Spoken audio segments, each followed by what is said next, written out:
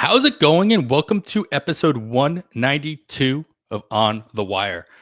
Proud member of the Pitcherless Podcast Network. I am Adam Howe. You can follow me pretty much anywhere at 80 grade. Kevin Hasting is at Hasting Kevin in some placing and at Chasing Wins and others. And we have a really fun show for you today. As you can see, for those watching at home, we will be live drafting a Gladiator NFB on the NFBC platform in about little less than 10 minutes from now. Kevin, you are at the controls. This is not your first rodeo this season, never mind in general. So how are you feeling about, I think it's safe to let everybody know we have the first overall pick here. Though we are not sharing everybody else that's in the, just trying to stay a little bit anonymous here. Everybody knows that, you're the one at the helm for our pick, but you don't need to know who the other 14 people are. You can make some assumptions if you're in the draft, that's fine. But Kevin, how are you feeling about it? Oh yeah, feeling great, excited. It's been a long week, and this is perfect. This is what I need on a Friday evening after a long week. This is going to be great. The best part about drawing the number one pick is it's going to make it easy for us to talk about things between picks. We're going to have we'll have 28 picks to wait after every time we make a pair. So that will work out well. I think we'll be able to really analyze what we think we want to do, what we think is going on in general, what other teams are doing. I think it's going to make it easy for us to do some analysis and talk about this as the draft proceeds. Yeah. I mean, that the fact that, you've got the end cap here, you can think all week what pick you're going to actually make. I mean, this room filled up pretty quick. You were texting me on like Tuesday, I think it was already filled. Yeah. So yeah, plenty of time to think about this. I think there might be two going on at 10 p.m. Eastern because they were posting earlier. There were two spots open, so I think that's the midnight one. And then they added a midnight as well. One. Yeah. So yeah, there's several Gladiators going on this weekend. That's nice. They are still available as slow drafts as well for those interested. And for anybody that might not realize yet, I think most of our listeners do, but Gladiator, we're drafting 23 rounds. It's our starting lineup. And what we end up with as a starting lineup tonight is our starting lineup all season long. That's it. We're done after tonight. Other than rooting for the team, we're done with it after this draft. The only flexibility you have is during the draft. It's like, so if you draft somebody with multi-position eligibility, fine. You can move them around. You can move them around as you draft, but then once you pigeonhole yourself into that, you're stuck. So, I mean, the classic example is, the situation we find ourselves in here with the first overall pick. I mean, you've already done this. You've picked Shohei Ohtani first overall, and then you do give yourself flexibility of whether or not you end up putting him in your pitcher spot or he stays in your utility spot. And you usually don't have to make that decision until at least halfway into the draft, when you realize, oh crap, my pitchers, there's nothing for me here, or you're waiting too long or whatever. What did you end up doing with Ohtani in the last time you picked him? Did he stay in your lineup, or did you end up moving him into your pitch for the pitchers? Oh no, he stayed. He stayed in my lineup. And let me double check just to be certain for you. The biggest thing for me is, and for those that have not done a Gladiator draft and are planning to, this is a helpful piece of information. Your players available to you in the player pool. If you draft Ohtani with the first pick and he's sitting in your UT spot, players like Brent Rooker, Marcelo Zuna, Kyle Schwarber will not even show up as available to me. I would have to move Ohtani and then click on UT and to see those players. Same goes if you have a second base. If second base is filled, middle infield is filled, your UT is filled, somebody only eligible at second base is not going to show up as available unless we have a player we can move and move them to see that. So you want to be cognizant of that Is that while drafting. is that new for this year? I don't remember that being the case Yeah, last year. if they do not fit into your lineup, No, it's they're great. not available in the player pool. That's a if that is if I'm right, and it's just something I don't remember from last year. And the dev team over at NFBC added that for this year. Good on them. I mean, that's great. It's good foresight, good Heinz or whatever the right word is there. Good move on their part for adding that feature. And or if I just missed it, then it's just me having a bad memory. Cool. Well, we got about a little less than 5 minutes to go. Let's do some lightning talk about some of the news that we did, because we got some decent signings, Kevin, that may or may not impact your drafting strategy here in this draft. Let's talk about the West Sacramento Athletics opening day starter, Luis Severino, signing a deal with the A's, and it was also announced today that he will be the opening day starter. This is, I believe, the largest contract the A's have ever given up, or at least in definitely in recent memory, at least.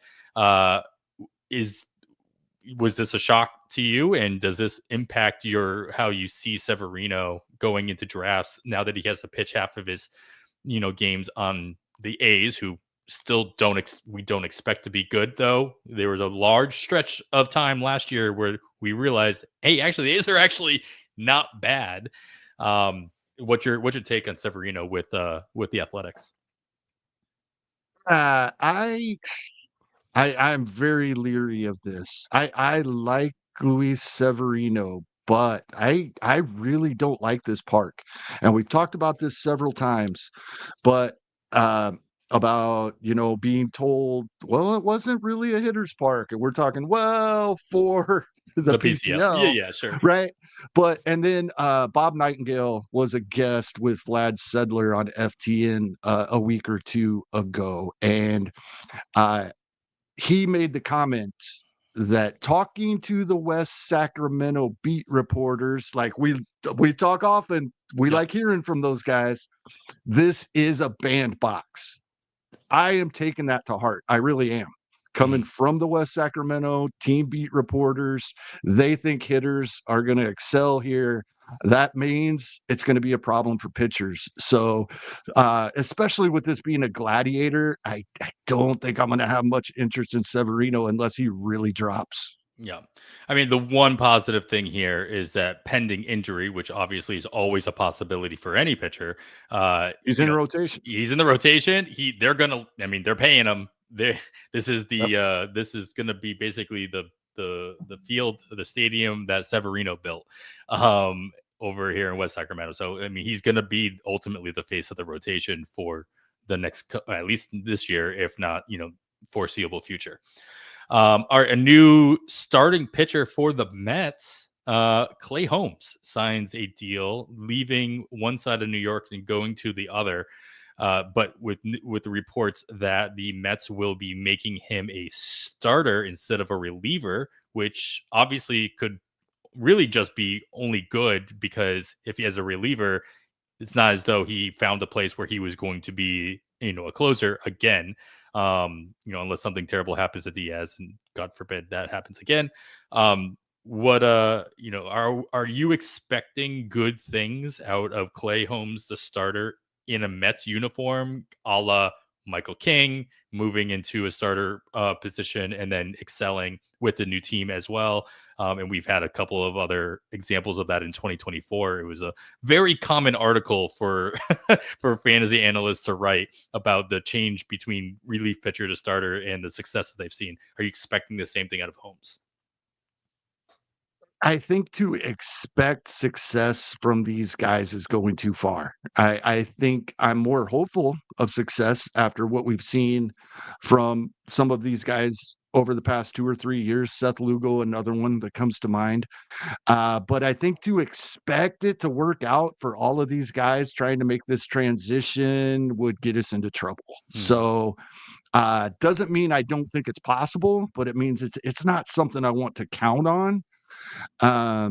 So again, he'd really have to fall in drafts. Now, the advantage with someone like this is, and Hoffman is another one that we're hearing going into 2025 in draft and hold drafts.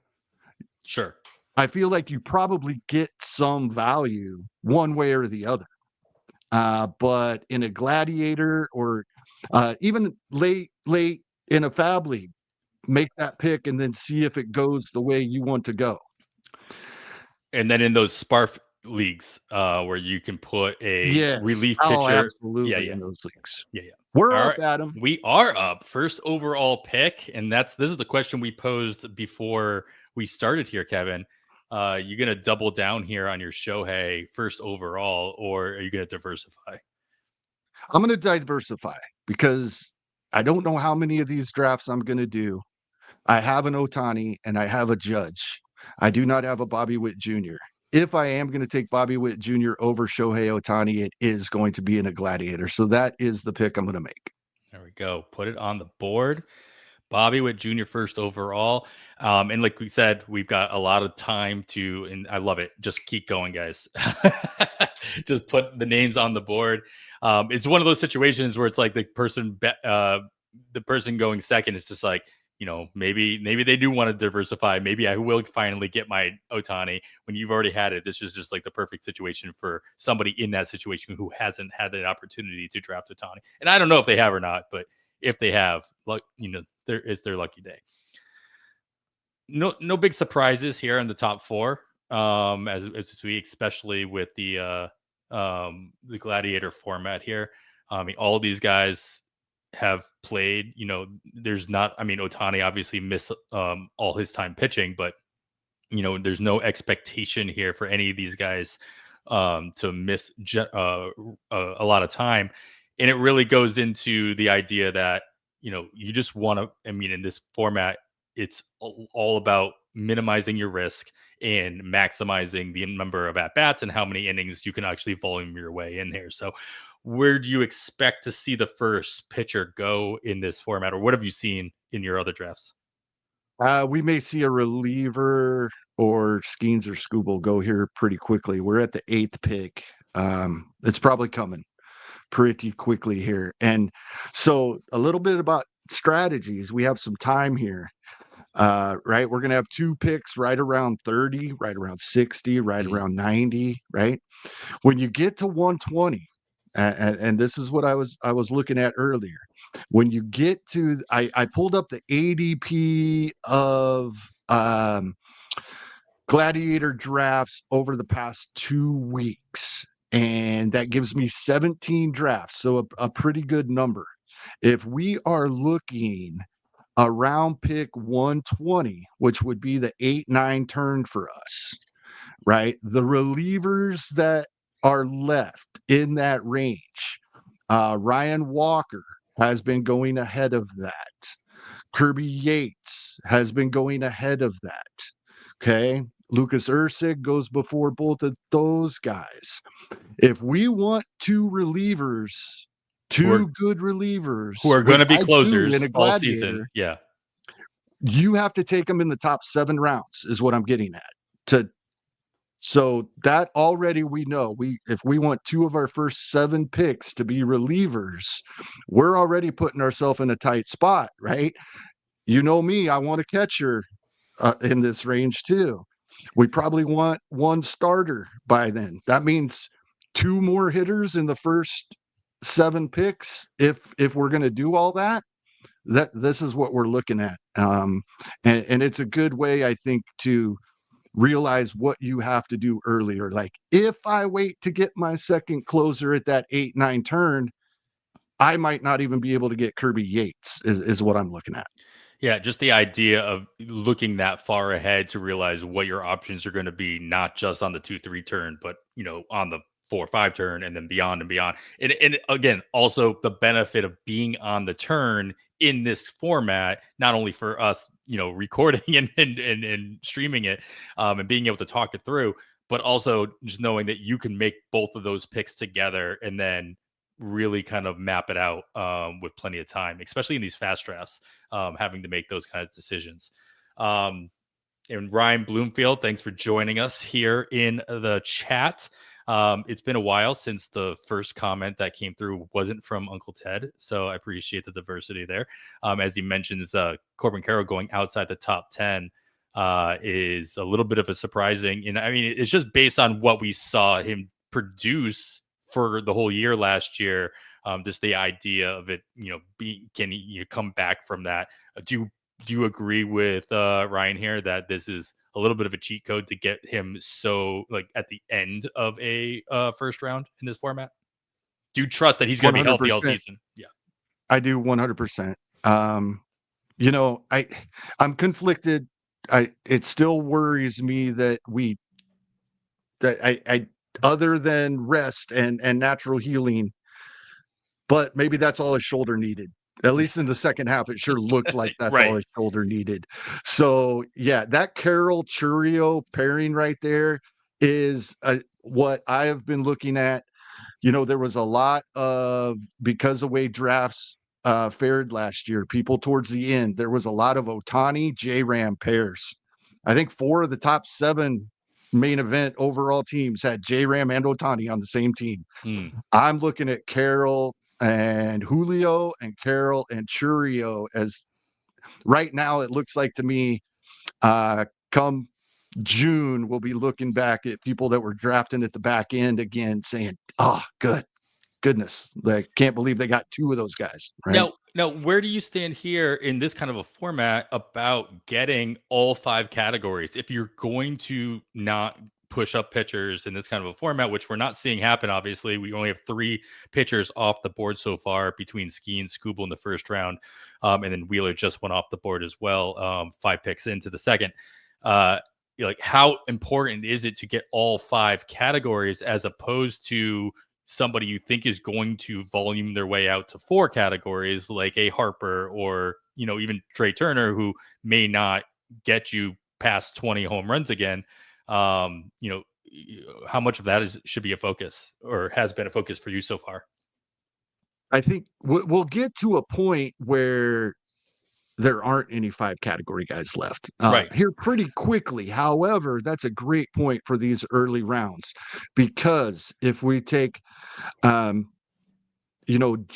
and let's say Bryce Terang here, the Judge team takes Bryce Terang here in a little while, and now they have power and speed, and one of those guys goes down, that they've lost a lot of it. Right now, you can say the same thing when you lose a 5 category player, you're losing a lot of it there. But I don't think when we're building our teams that, at least for me, when I'm building a team and I draft somebody that is a 1 or 2 category is really their carrying card, and then you're counting on that. You're not drafting that category. Sure. It can get you in trouble here, because if you lose them, you can't replace them. So that is a great point. But the same can be said for the 5 category guys. Mm-hmm. Well, first, second baseman, we always say, have to have that plan for second base. And Ketel Marte just went off the board. Chisholm coming off the board, currently slated for third base. He shouldn't have second base eligibility anymore, but he should still have outfield eligibility, if I'm not mistaken. Mookie Betts also with that dual eligibility going in the first round. I'll be interested to kind of watching the board to see if the color of the names change at any point, as people decide to move them into different categories. And Ronald Acuna Jr. coming back from his injury, his second major injury, going toward the back end. And would you suggest that this is also a very similar quote cheat code with Acuna, who was, consensus number 1 overall pick for a couple years, kind of taking it over from Trout, going at the back end of the second round? I think there's some risk. When he came back from his first ACL, he ran surprisingly. I think he had 30 stolen bases in that little over half. He ran right out the gate too, like right out the gate. Yep. But there wasn't any power. No power. Now, this is his second time going through this. Can he do a better rehab, or was there something he learned from that first one? Or if the power's not going to be there, he's not worth this price. but it might be this time. I think late second round, somebody with his talent, you can take that shot. Sure. All right. Well, we are up, Kevin. I know you want your catcher. So I'm venturing to guess at one of these picks you're going with Contreras. Yep. But surprise me if you want. Nope, that is exactly what I plan to do here with one of the two picks. With the other two, I think this is what I want to do. I want my number one catcher and my number one closer in a Gladiator locked up right now, and it's right around their ADPs. Once again, ADP, nothing hard and fast to stick by, but something that just gives us an idea of the market. We're not doing anything out of line here. In fact, we're getting Contreras there a couple of picks after ADP. I'm surprised he fell to us. So I'm really happy with that. But then I think there will be a lot of closers that go in these next 28 picks. Right, that's the other thing. We have 30 picks that we have to worry about. It's like right. You either start the run or you're out of the run. And I don't feel like we're behind in hitting because of what Wilson Contreras does, right? He's projected to be over a $30 player again. So we're not giving up hitting stats just to fill a catcher spot, which I might have felt that way in previous years, even though I wanted that catcher because of the position. Now, with somebody like William Contreras, if he's healthy, he's as good as any other hitter available in this range, regardless of position. Yeah, I mean, of course, that phrase, you're going to hear that a lot throughout the entire stream, if healthy, because that's really Yes. any player. I get catchers always have a little bit more of an opportunity than other position players in general, just because of the nature of the position. But we're going to say it a lot because winning a Gladiator really, is contingent on as many of your players staying healthy and volume their way to stats as possible. So we get another starter off the board, and my screen is really small. Yeah, it was Gilbert going as the fourth starter off the board. And of course, you went Class A. So Class A is your first. Harris is who I would have taken if not Class A, and he went 2 picks later. Yeah, I'm a fan of that pick a lot. I'd like to see obviously some of that power come through in 2025 that it was kind of on display for a little bit, especially in the final month of the season.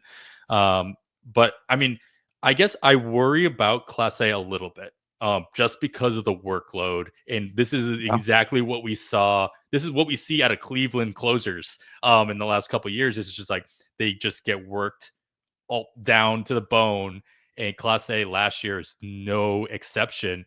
How I mean, obviously this didn't factor in enough for you not to take him and go with the next closer off the board, which if I'm scrolling, which is a while. You still got Josh Hader comes almost a round later in ADP, about 11 picks later. So what keeps Class A what keeps him at the top of your list? That track record so far, I do understand the workload. I get that. At the same time, that's reassuring that through at least one managerial change, he's continued with that workload. Sure. So that's one thing. And some of these all these guys at the top have questions, right? For the closers, they really do. It's crazy. We're talking about these guys as the safe closers, quote unquote. Yeah, right. But they all have questions. Helsley was so good last year. We don't even know if he's still going to be in St. Louis. We had, Hader, the ERA and WHIP get inflated from time to time. But I think his role is safe. But they all have a question mark. So I think typically, like last season, I was ecstatic to get Class A where I was getting him as about the third or fourth closer off the board, but it was a couple rounds later than this. Sure. In nearly every draft, he was there. And the fact that he ended up outperforming the couple drafted ahead of him was great. But yeah, I just feel like he can do it for another season or two. All you need him is for one. You just need him for the one Yep, season, and then we can make that decision exactly. next year. And then we do get Josh Hader off the board in the middle of the third round here, and then Edwin Diaz pops off a couple picks later. So we are getting some of those closers, as you kind of alluded to, happening throughout the course of the third, and we'll see the fourth round as it comes. And I see a whole large yellow brick road happening here in the third between all the starters and the closers that are going off the board, all but Jason one Miller's pick. ahead of Edwin Diaz is intriguing to me. I'm not shocked. We talked about this a couple of weeks ago that in projections using auction calculator, Mason Miller actually comes out as the number one reliever. My worry there is I don't think it will happen, and there hasn't been a lot of talk about it, but there was a little bit of rumbling about there's still a chance he can become a starter. So if they would decide to go that route, once again, you'd probably get value from him. But in a Gladiator, I mean, you're he only wasn't supposed to be a closer. Like, he has wasn't 4 supposed to saves. be a reliever. Like, he was Right. forced into that role due to injuries and concerns, and then obviously succeeding as he came back in that role. So why would they move him at that point in the year? So it won't be surprised to me that to have him become a starter at some point, or at least test the waters again. And if he doesn't succeed, sure, put him back at the end of the bullpen. But he's not going to be the opening day starter. So there's always a chance that he just stays in the role that he's been. So there's Cole. There's your boy. Reagan's going at the very end of that is So 12 of 14 yep. players picked in the third round so far are pitchers. I believe Yep. 3, 4, 5 of those are closers. Yeah, So Machado and Harris are feeling a little left out in this third round. yeah. Like to see how this closes out, but yeah, it's just that's crazy. You always see some version of this kind of a run at some point in almost every draft. I think I'm just a little surprised, and you pointed out a good point. It's like it is a mix of closers and starters. It's not just a starter run. It's just yellow because that's the color of the cards for all pitchers here. So, all right, yeah. As we turn around, we got another 16 picks or so until the next pick. James Wood. I mean, I hope this person picks a pitcher here just to make it a little, just so they're just trying to like put more color in that third round with James Wood. But that would have been better if they just kept it all yellow. Oh, all right, all right. So we don't. Brent Rooker. I think that's a min. 46th pick overall for Brent Rooker. I love Brent Rooker, but I think I got him at the in the last 2 weeks. 55 is the min. So at least in the last 2 weeks worth of picks, that will be the new min. Pairing him with Freddie Freeman, James Wood as hitters with Scooble as his first pick. And that leads to you. I mean, as we get to this turn, how long do you wait to start your rotation in this kind of a format? Obviously we can go at least through the end of the fourth and into the start of the fifth without having a starter. But do you wait longer than that, or do you at least want to get that ace? That would mean waiting till the end of the sixth. Right. So I won't panic if I don't like the starters that are left for me in that range at their price. I won't panic. I won't force it. But in all likelihood, we're going to take a starter here. Yeah, well, it's nice because we've got the PLV. We got a whole bunch of projections that you can work with at this point in the draft season. PLV version 2 are up, and that includes playing time expectations from Kyle Bland and team. And so just looking to see who's still available on that as some more names kind of pop off the board. Be interesting to see if anybody. You mentioned Reagans and Snell, then another closer in Helsley. After all these pitchers taken, Corbin Burns is still available. There you go. I mean, he's does that not have to make it to us? But yeah, I have never drafted Corbin Burns. I've never had him available at a point like this in a draft. If he does somehow slip that far, but there's no way. There's still 10 picks ahead of us. Yeah. I mean, does that have to just do with the fact that you don't know where he's going to be? Like, why is he like it has in this situation? Let's see. I mean, I know I know that the 27. strikeouts have come down year over year for a couple of years now, but he still had 180. No, I mean max pick in the last 4 weeks or the last 2 weeks is 45. So he is, should be gone. It'd be Yep. one of those things where it's like, we all playing chicken here, or is it just like, is somebody know something I don't? It's like you run into those situations in a draft where you're like, why is this and you're frantically looking up to see if there was a piece of news that you missed, or you're like the only person out of 15 people that didn't see the news about something happening with a certain player. There we go. Okay, Corbin Burns, for all listening at home, went in just about the middle of the 4th round here. This is, of course, a Gladiator draft, 15 teams, 23 rounds, all starters, no bench spots, and no changing your lineup because you got no bench spots, and obviously no FAAB. So going in the middle of the 5th round is their Corbin Burns. So there will be somebody available. It's just a matter of whether or not the difference between who's available for you at the turn and then who you think will be available the next turn is drastic enough for you to kind of pull that trigger quickly, or have to actually hold your nose and just do it because you need somebody at the top of your rotation. But I mean, I think you don't double tap catcher or reliever at this point, though. I know it's important to have those two guys, but like, do you ever find yourself in that consideration? I won't consider another catcher yet because we've still taken the only one, right? And I have that group of 10 or 11 I'm comfortable with. Sure. We've still taken the only one, even if there's a huge catcher run, we'll still have somebody we like left. I'm not opposed to grabbing another reliever here. As we still have 5 picks before us. So typically, I'm drafting my starting pitchers off of the list, off of Nick Pollock's list, and a couple of guys that I have been drafting a whole lot of, and one of them would be in this range, and he's Nick's 9th overall starting pitcher. Way more than 9 starters are off the board. But I think we'd be about 7 picks ahead of ADP, but we would not be the men on. So I think one of the 2 picks here is going to be Michael King.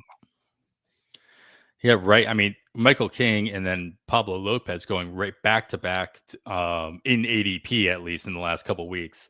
And in the draft champions draft that I'm currently in, that's a slow draft. That's what I did. I know Nick has him down in the early 20s, but I did take Pablo Lopez with I had overall pick number 3. So coming back in the 4th round, it'd be about this spot, 2 picks earlier. Right. I took Pablo Lopez and then got Nick's other top 10 pitcher that we don't have to draft for a few rounds yet. Well, there you go. Well, you get to answer Ryan's question here in the chat, Framber or Pablo, with this pick, unless you wanted to double tap, but then you wouldn't really be able to answer his question if you did that. That would kind of leave him hanging. I prefer Pablo over Framber. However, King's still I'm on the board. trusting Nick's rankings here, and I'm going Michael King. Now we have 1 minute to decide. Do we want to go ahead and grab? It would either be Felix Bautista, Suarez, Munoz, Duran. None of these guys are going to make it back to us. Or should we? I feel like we should get another hitter. I mean, now my highest ranked hitter is a catcher. Salvador Perez is the highest ranked with what I have in here. Well, in fact, the next 4 ranked hitters I have are catcher. And then Luis Robert, who I am not drafting. Who do you prefer over Lawrence Butler or Wyatt Langford? I have them Oh right man. next to each other, and I feel like I should take one of those two here. I mean, between those two, I mean, I think that the consensus is probably on Langford, but I mean, I want a piece of that. We were down to 1 second, Yeah, so as soon as yeah, you yeah, said yeah. his name, I clicked it. So I was gonna say Butler only because I want a piece of West Sacramento throughout the course of the year. And that's probably, besides Rooker, Butler's probably the one that's going to take the most advantage of that park for half the season. But Langford he is Langford has more of a chance of being, all five categories and like at least attributing to all aspects of the game. Where Butler, I mean, as good as that chart looks from last year, I don't know that I trust him to do it consistently all year next year as well. So I think it was a fine pick, and I would say I'm glad They're right I'm next glad you picked to an the outfielder. right. Yeah, I wanted one of these two guys. There you go. I really did. They're right next to each other in auction calculator, right next to each other in some ADPs. Wyatt Langford is projected for quite a bit better batting average, Mhm. and that was my decision making there. I think we have a nice foundation with Witt Jr. And then I'm going to look at the whole chart here. Contreras and Langford. So we're setting ourselves up with a decent batting average foundation. We talk about it every year. I say it every year. I never do it nearly to the extent I want to. Every offseason, I hear guys like John Posma on podcasts talking about overall titles they won and what's the strategy. And every single year, he's like, well, I just try to make sure I'm protecting my batting average, my ERA and WHIP. All That's literally ratios. what he Yeah. says. The first thing is what he says every season, and the rest of us just aren't doing that enough. There you go. Yeah, looking at the PLV projections, I mean, I have to start comparing this, right? These two guys, they're both 2020 guys, like at least according to these projections. So they're not Mhm. really that far off. Neither one of them are hurting you anywhere else except for the potential in the batting average on Langford's case. So I think that's a good pick. And then, we went through this a lot. I think it was last year, just talking about the cliff of outfielders. Are you seeing that same idea here, especially in a 5 outfielder league, going into these 2025 drafts? I think it can feel that way when we're drafting, but I don't panic because it may be platoon bats, but I'm comfortable. Now, the Gladiator, obviously, here, different Mhm. story.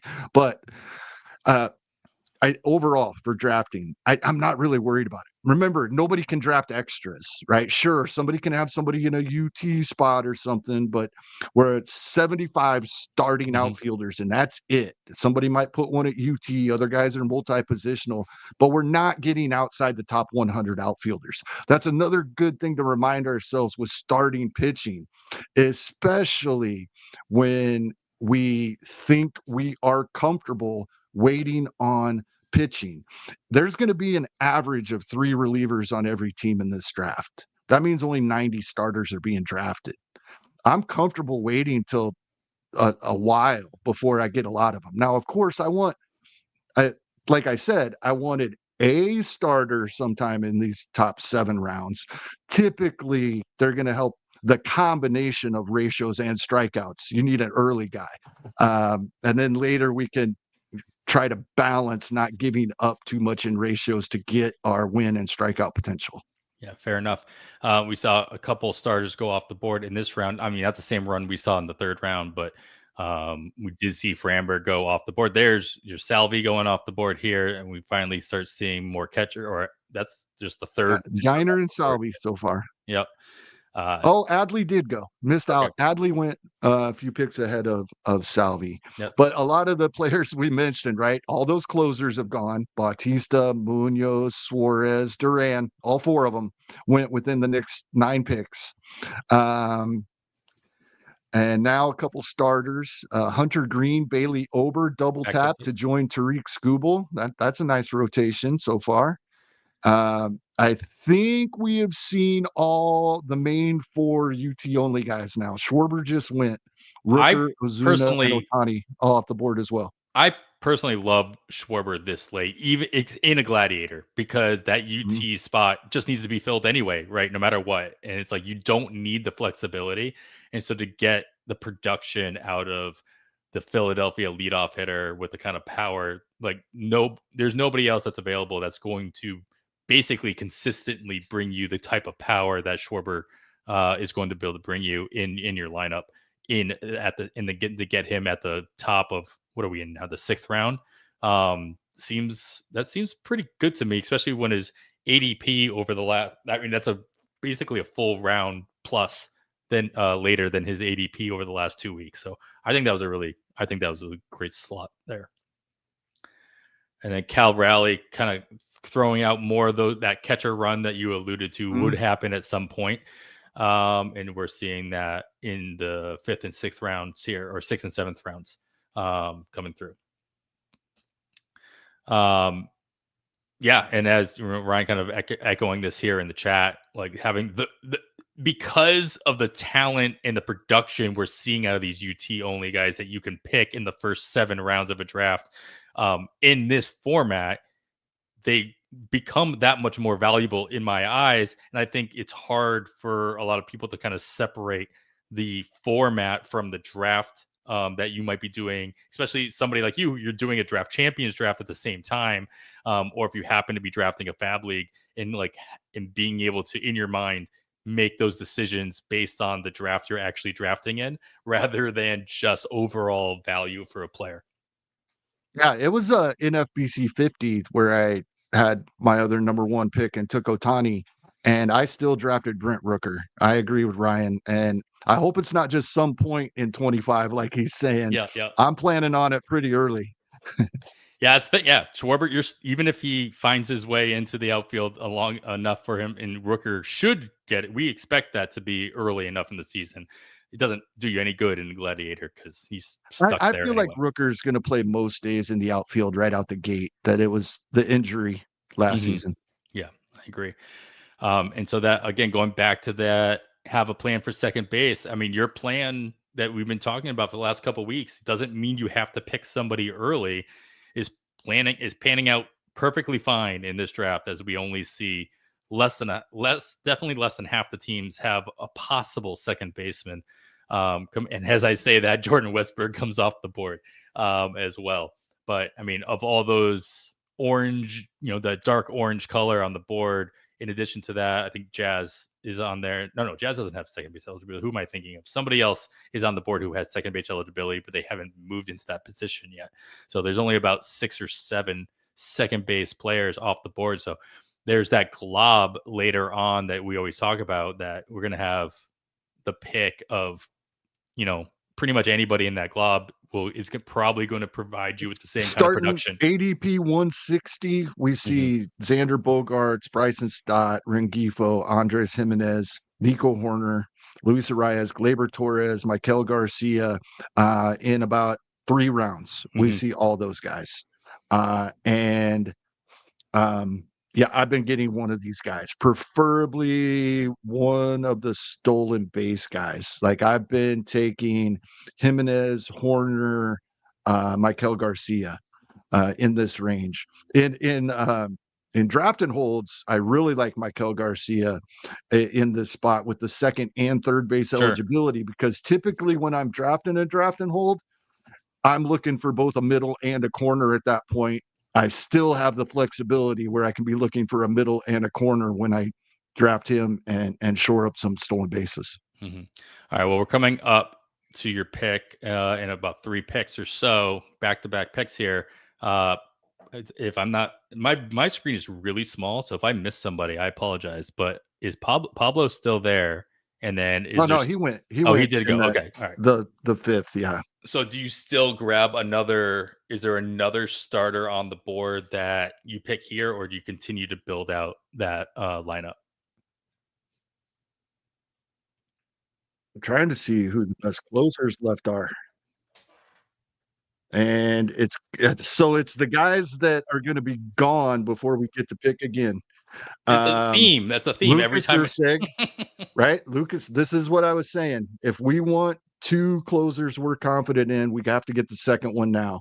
And it's Ursig, Yates, Walker. With Yates not having a home yet, it's either Ursig or Walker for me. I really liked what I heard. I have a couple Ursig shares. Really liked what I heard Eno and DVR talking about Ryan Walker in an episode not long ago. So I'm going to take Ryan Walker, I think. I love Walker as a pitcher. I just worry that San Francisco is going to keep him in that role all season. I mean, maybe it makes sense for him to do that regardless for money reasons. Duvall already obviously has those saves under his belt for arbitration purposes. Maybe it just makes sense not only for his production to keep him out of that role, but also for arbitration to not have him rack up even more saves. I mean, Urseg's the only one of that three that I feel has the strongest hold of the job all season long, but none of them are, like you said, these are like the last three that Yates worries me the most. I'm glad that Yates wasn't really on the board for a year here. Just because you don't know where he's going to be. And as we talked about a couple of weeks ago, unless he goes back to Texas, I don't assume he will be a closer where he goes in the next, on his next team. All right, but we kind of talked our way through this last pick, so I'm hoping you haven't been listening to me and you've just been thinking about what pick you're going to make here. I have been listening. Did I get it in? Oh, I did barely. I thought I got autoed. But even if you got auto, I'm sure you have a cue. It was autoed, but I had clicked on the star just in time. All right. I have come around. I drafted him in my recent. Let's tell everybody. Yeah, thank you. Yeah. Mark Vientos is the pick here, and I've really come around to him over the past couple of weeks as I dive in more and more. I don't think I realized just how good he was. And I understand that the batting average can be a question mark, and most people aren't going to project him to have the same average he had in 24, but we have a nice foundation. And if he doesn't play third base every day, it's because they signed one and they move him to first. When Alonso's gone, he's going to play every day. We'll take that power there. Yeah, not only the power, but just the third base position in general. I'm not loving, especially later on in a draft, to kind of not only the production you're going to see out of these players, but the everyday playing time. Do we 100% trust that Eugenio Suarez is going to do what he did again? Matt Chapman, same thing. Actually, Matt Chapman, the possible shortstop eligible. Yeah, shortstop eligible Matt Chapman. That's the pitchers are flying. Yeah, Aaron Nola going off the board right after. Oh, geez, it's one of the Millers. Help me out here. Sorry, Miller. Thank you. Yeah, Joe Ryan, couple picks before that, with Brian Reynolds squeezed in between those three pitchers. First baseman Brian Reynolds, not eligible yet, but that was the news that we didn't get to. Was Brian Reynolds expected to be playing a decent amount of first base for the Pirates next season?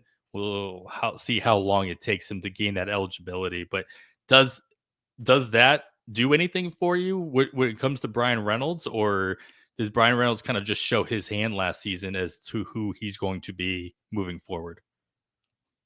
Yeah, which is fine. I think it's not old and boring. Brian Reynolds all of a sudden is old and boring and gets overlooked. And if you add first base to it, which I think is, I think I'm more worried about first base than third base. I have noticed in most of my drafts, my corner is a third baseman. That first base, I like a couple of the later first basemen, but typically haven't been having to take two of the later first baseman. I'll wait on a late first baseman as my first baseman, but I've been ending up with a third baseman as my corner most times. Yeah, I wonder if that has more to do with third base. Is I think right. I agree with you. Third base falls off a cliff, but it's deeper with guys I can tolerate. Sure. if that makes sense. No, that's Towards the end, I think they're not huge upside guys, but there's guys I'm okay with in my lineup deeper in the draft at third base. Yeah, I think you kind of summed it up right there with the idea that it's like these are guys I can tolerate. They're just fine. There's more of them, and it's kind of like that second base club that we're talking about that we're going to be Mm, coming up to shortly. That they're the third baseman. You don't want them as your starting third baseman when you're picking them that late, but they're fine as your corner. And there's more of them later on in the draft to fill in at corner than first base for sure. All right. Yeah. There we go. There's Urseg coming off the board about a round after making that pick for Walker. And so we'll see if those last couple closers did Yates go off the board? I missed that. So if not Yates is yet. still there as far as those quote unquote solid closers still on the board. So I have a question for you, Adam. I don't know that I'm confident enough in this for a Gladiator, but definitely in draft and holds. I heard Phil Dussault on a podcast the other day. Not only is he Phil Dussault, he is also a Blue Jays fan. And he was asked who he is drafting as Toronto's closer, assuming they don't bring someone in. Mm-hmm. He did not skip a beat. Eric Swanson, immediately answered Eric Swanson. And I had completely forgotten about Eric Swanson because we didn't see him last season. Yeah, he was just hurt just So pretty much the whole time. I don't think I'm confident enough to make that move in a Gladiator, but just something that I thought that was a great pull and someone I had forgotten about for draft and hold drafts. I just remember that trade when they traded for him, and it was just like He brought that up. Like they had a lot of confidence in him. Yeah. he was so good. I mean, there was when he was so good in Seattle, and then bringing him over, and then he was good in Toronto too when he was healthy. We just obviously didn't see him last year due to that. It wasn't due to production or anything, and he just went through some bumps. So yeah, wouldn't be surprised. I mean, obviously the low hanging fruit is Chad Green, just because he was finally given the role at the end of last season. He did fine, and then he did fine because the Blue Jays they didn't have any opportunities to give him for the longest. He had a long stretch run of pitching the end of games that they were losing and doing great. And then he did have some hiccups toward the back end of the season as well. But at that time, it was kind of too late to completely pull him off. But is he technically did they option him back in? I thought Green had a part of his contract that was like a team option as well, but obviously we keep talking about him as if he's already the possible closer there, so I'm assuming I thought he was on the roster, but I'm not certain. And we're beyond the point where that decision had to have been made by now. So yeah. Cool. All right, well, another catcher off the board here with Logan O'Hoppe. And yeah, Uncle Ted. Yeah, I mean, I really like Edwin Uceta in Tampa Bay. I just don't love Tampa Bay. And I know Tampa Bay has the opportunity they've shown that they can actually give a closer a run. But I mean, Fairbanks should be back for next year as well, as long as he's not, doesn't get hurt again, knock on wood. I can't trust. I mean, they barely were giving Uceta the opportunities at the end of the season last year as well, even though it was pretty clear that he was the best option there. All right. So yeah, like I said, I need to change my screen here. It is just tiny as I'm comparing all these picks that are coming through here. As quickly will be right up on us for this last pick. So got the third baseman, Kevin. We've got one outfielder, got our shortstop. So as far as the lineup goes, plenty of outfielders to fill.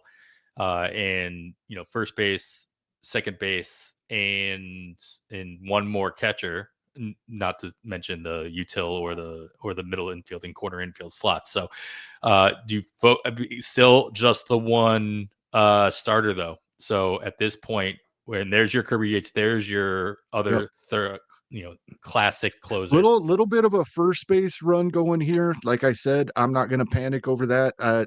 Not many. I haven't done a lot of drafts yet, but like I said, I have taken a third baseman and a corner before taking my first baseman. But there goes another one, though. Spencer Steer taken right after Tristan Casas, Christian Walker, Vinny Pasquantino, Josh Naylor, all taken in the last 16 picks. So 5 first basemen off the board out of the last 16 picks here into 7th, into the 8th round. So that's kind of a pocket we're looking at here. I definitely want a starter here. It does appear there'll be a couple to choose from that I have interest in at this price. Like I said, I'm not going to try not to force anything, but a couple of guys here, and then I was going to look at catcher. There's about 4 of them left of that group that fit into that I've been talking about sure. all off season. So I may be looking at a second catcher here as well. Yeah, Because I think it's such an advantage having 2 of these guys. Well, McClanahan was the one that I was eyeballing as far as somebody that was going That to is who I drop to wanted. ADP. He just comes Yep. off the board with the 3rd to last pick in the 8th round here. That is unfortunate. Well, you know who is at ADP for the next turn that I know that you're clamoring for, but I'll get to that one after the turn. Now that our pick is up here. Oh, you're yeah. You'll see him. I know you're going to say. Yeah. I'm jumping ADP a little bit here. I like him a lot. I had him last season when he was good. Nick has him relatively high in his rankings. I think I'm going to take Jared Jones. Nice. Okay. I just can't take Glasnow in a Gladiator. Sure. He's going to sit there on top for a while, and somebody's going to finally say, okay, this is late enough. And in fact, even last 2-week Gladiator ADP, we're past that a full round now. And gosh, it almost makes me want to take him. But no, I'm going to stick to my guns, and I'm going to get my Tyler Stevenson, who I think is going to blow past his plate appearance projection and get up to over 500 at bats, not just plate appearances, and be a nice pairing with William Contreras. So I think we have 1,200 plate appearances at catcher. Like we've talked about, many teams will not have 800. That's what I like about this. That's the biggest part, right? Like you said this a couple of weeks ago, and I'll keep harping it. That's an extra half a bat, at least another half a batter, if not a full batter, in your lineup that you're getting that at least half the league won't have. There's going to be a couple. Has anybody picked 2? I don't think anybody's picked 2 catchers yet in this draft. No, not seeing we any just grays. took the 9th catcher off the board as our second catcher. Yeah.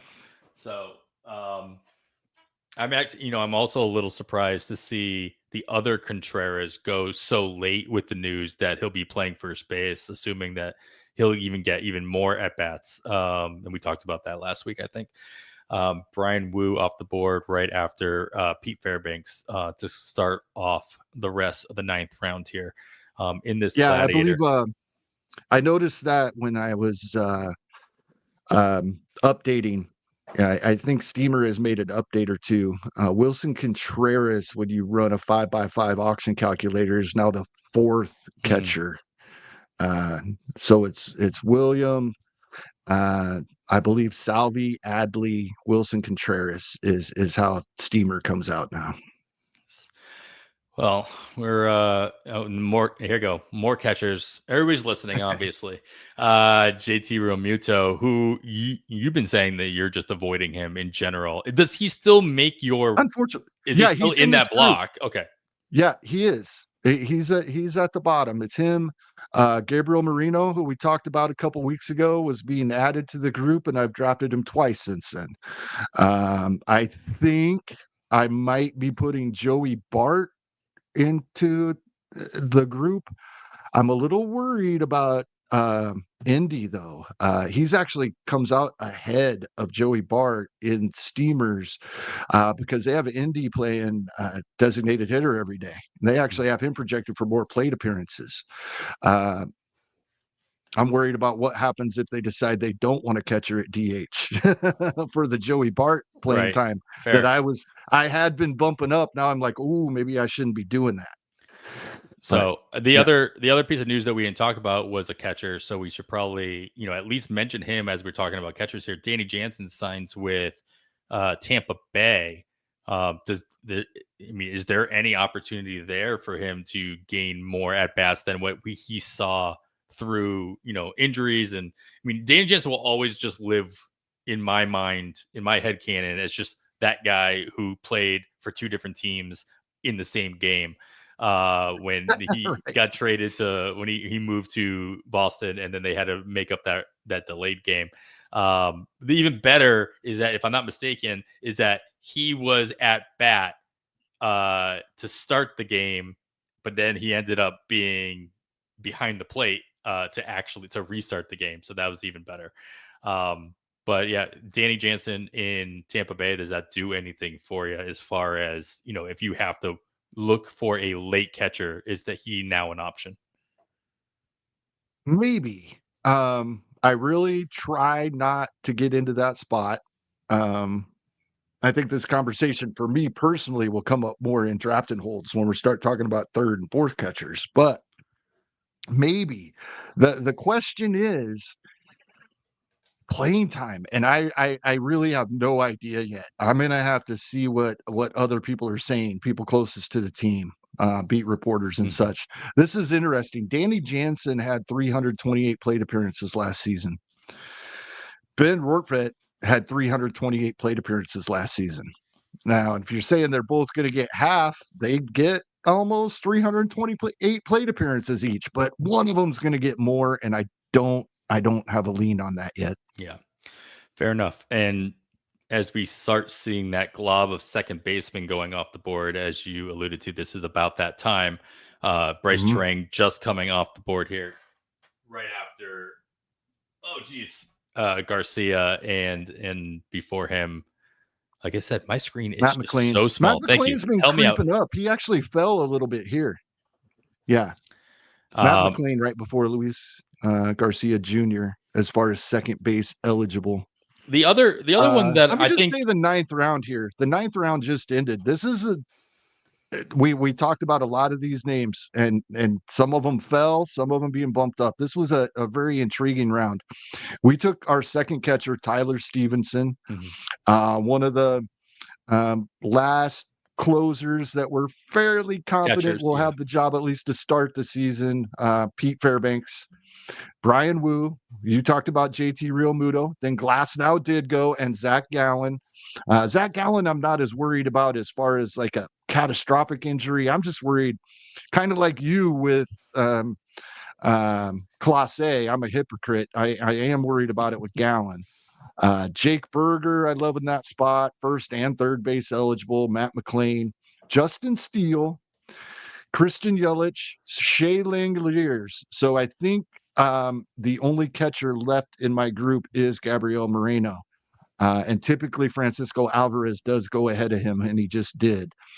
Garcia Jr., Stephen Kwan, great batting average aide. Bryce Terang, you mentioned, and then Kyle Finnegan. So this is where we're at. We're in a Gladiator, and closers that don't have a home and are not guaranteed to be the closer when they do find a home and are being drafted already in the ninth round. You don't have a choice, right? You don't have a choice. Right. Like you have to roll dice in those situations, and which is the reason why you go ahead and push up a Class A at the top of the third round.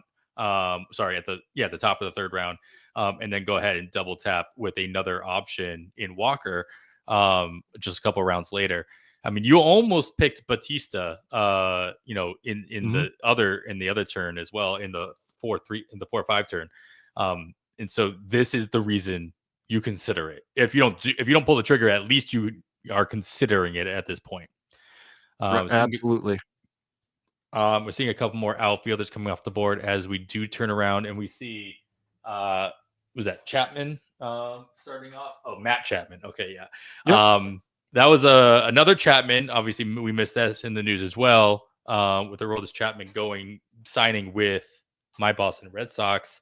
I'm still leaning toward Liam Hendricks. Like, I don't see this as somebody who's coming in to take the closer role.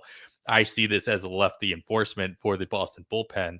But you can't help but at least think about the role that Hendricks is going to play all season long, knowing that Chapman, who's seen some success, at least with his time in Pittsburgh, what do you like? How does that making you feel about a Liam Hendricks pick that you were making pretty regularly leading up to this? I think I have him in every draft, including a Gladiator, and I'm not worried about taking him in a Gladiator. Now, I think I was telling you, I think I took him ahead of Carlos Estevez in a draft. I wouldn't do it that way in a Gladiator. But now that we have two, and one that may not necessarily end up keeping the job all season, Ryan Walker. So I do take a third, and I have seen that teams have been successful going 5 starters, 4 relievers in this format. And I understand that 60 to 70 innings from a reliever is better than none from an injured starter, Sure. right? So I understand why that works. I have never done a 4th one, but I plan on getting Liam Hendricks as our third, second to last or last round. Yeah. Because I think that news helps us, right? I think Sure. everybody else, especially in a Gladiator, is going to be leery now of Liam Hendricks. You can't not I was be leery. already drafting him ahead of everybody else. Right? So if everybody's pushing him down, you're still coming up on top. Yeah. Oh, as we get closer and closer few to outfielders going here, and we could use one, and they're all ones I like. Probably the guys that would be at the top of my outfielder queue. Pete Crow Armstrong, I love him. Dylan Cruz, Ian Happ is like my favorite old boring guy these days. Sure. Adolis Garcia, we know I'm huge on a bounce back out of him. And this like into the 10th round is where I've been taking him. He went with 4 picks remaining in the 10th round. I would have loved for him to make it to us, but yeah, outfield, we only have one at this point. So at what point do you start considering the injury risk of, like, I didn't see Trout go yet. Trout's still on the board. Just queued him up. There we go. I mean, if he's going to healthy play right now, that right? corner, he's healthy now. If he's not playing center field, if he actually plays some DH as well, that's I like it. Come on down. There you go. And I even checked what his ADP is in this format, but I venture to guess it's got to be right around here. Don't worry about it. In spite of the landing spot, I think so. I got Trout there. I know when you said last round, there's a guy at the turn coming up, and I'm open to it at this price. I know you were talking about Robbie Ray. Oh, just do it then. I'm okay with it at this price. I also love you say Kikuchi, but you make this call, Ray or Kikuchi. I mean, I like Ray's situation better in San Francisco than I like Kikuchi in Anaheim. Of course. And so, I mean, assuming Ray is 100%, healthy and ready to go, we're not going to see another first inning out of him that we saw when he first came back. You don't get much better than a pitcher's park in San Francisco. The team's not bad. And he should be able to.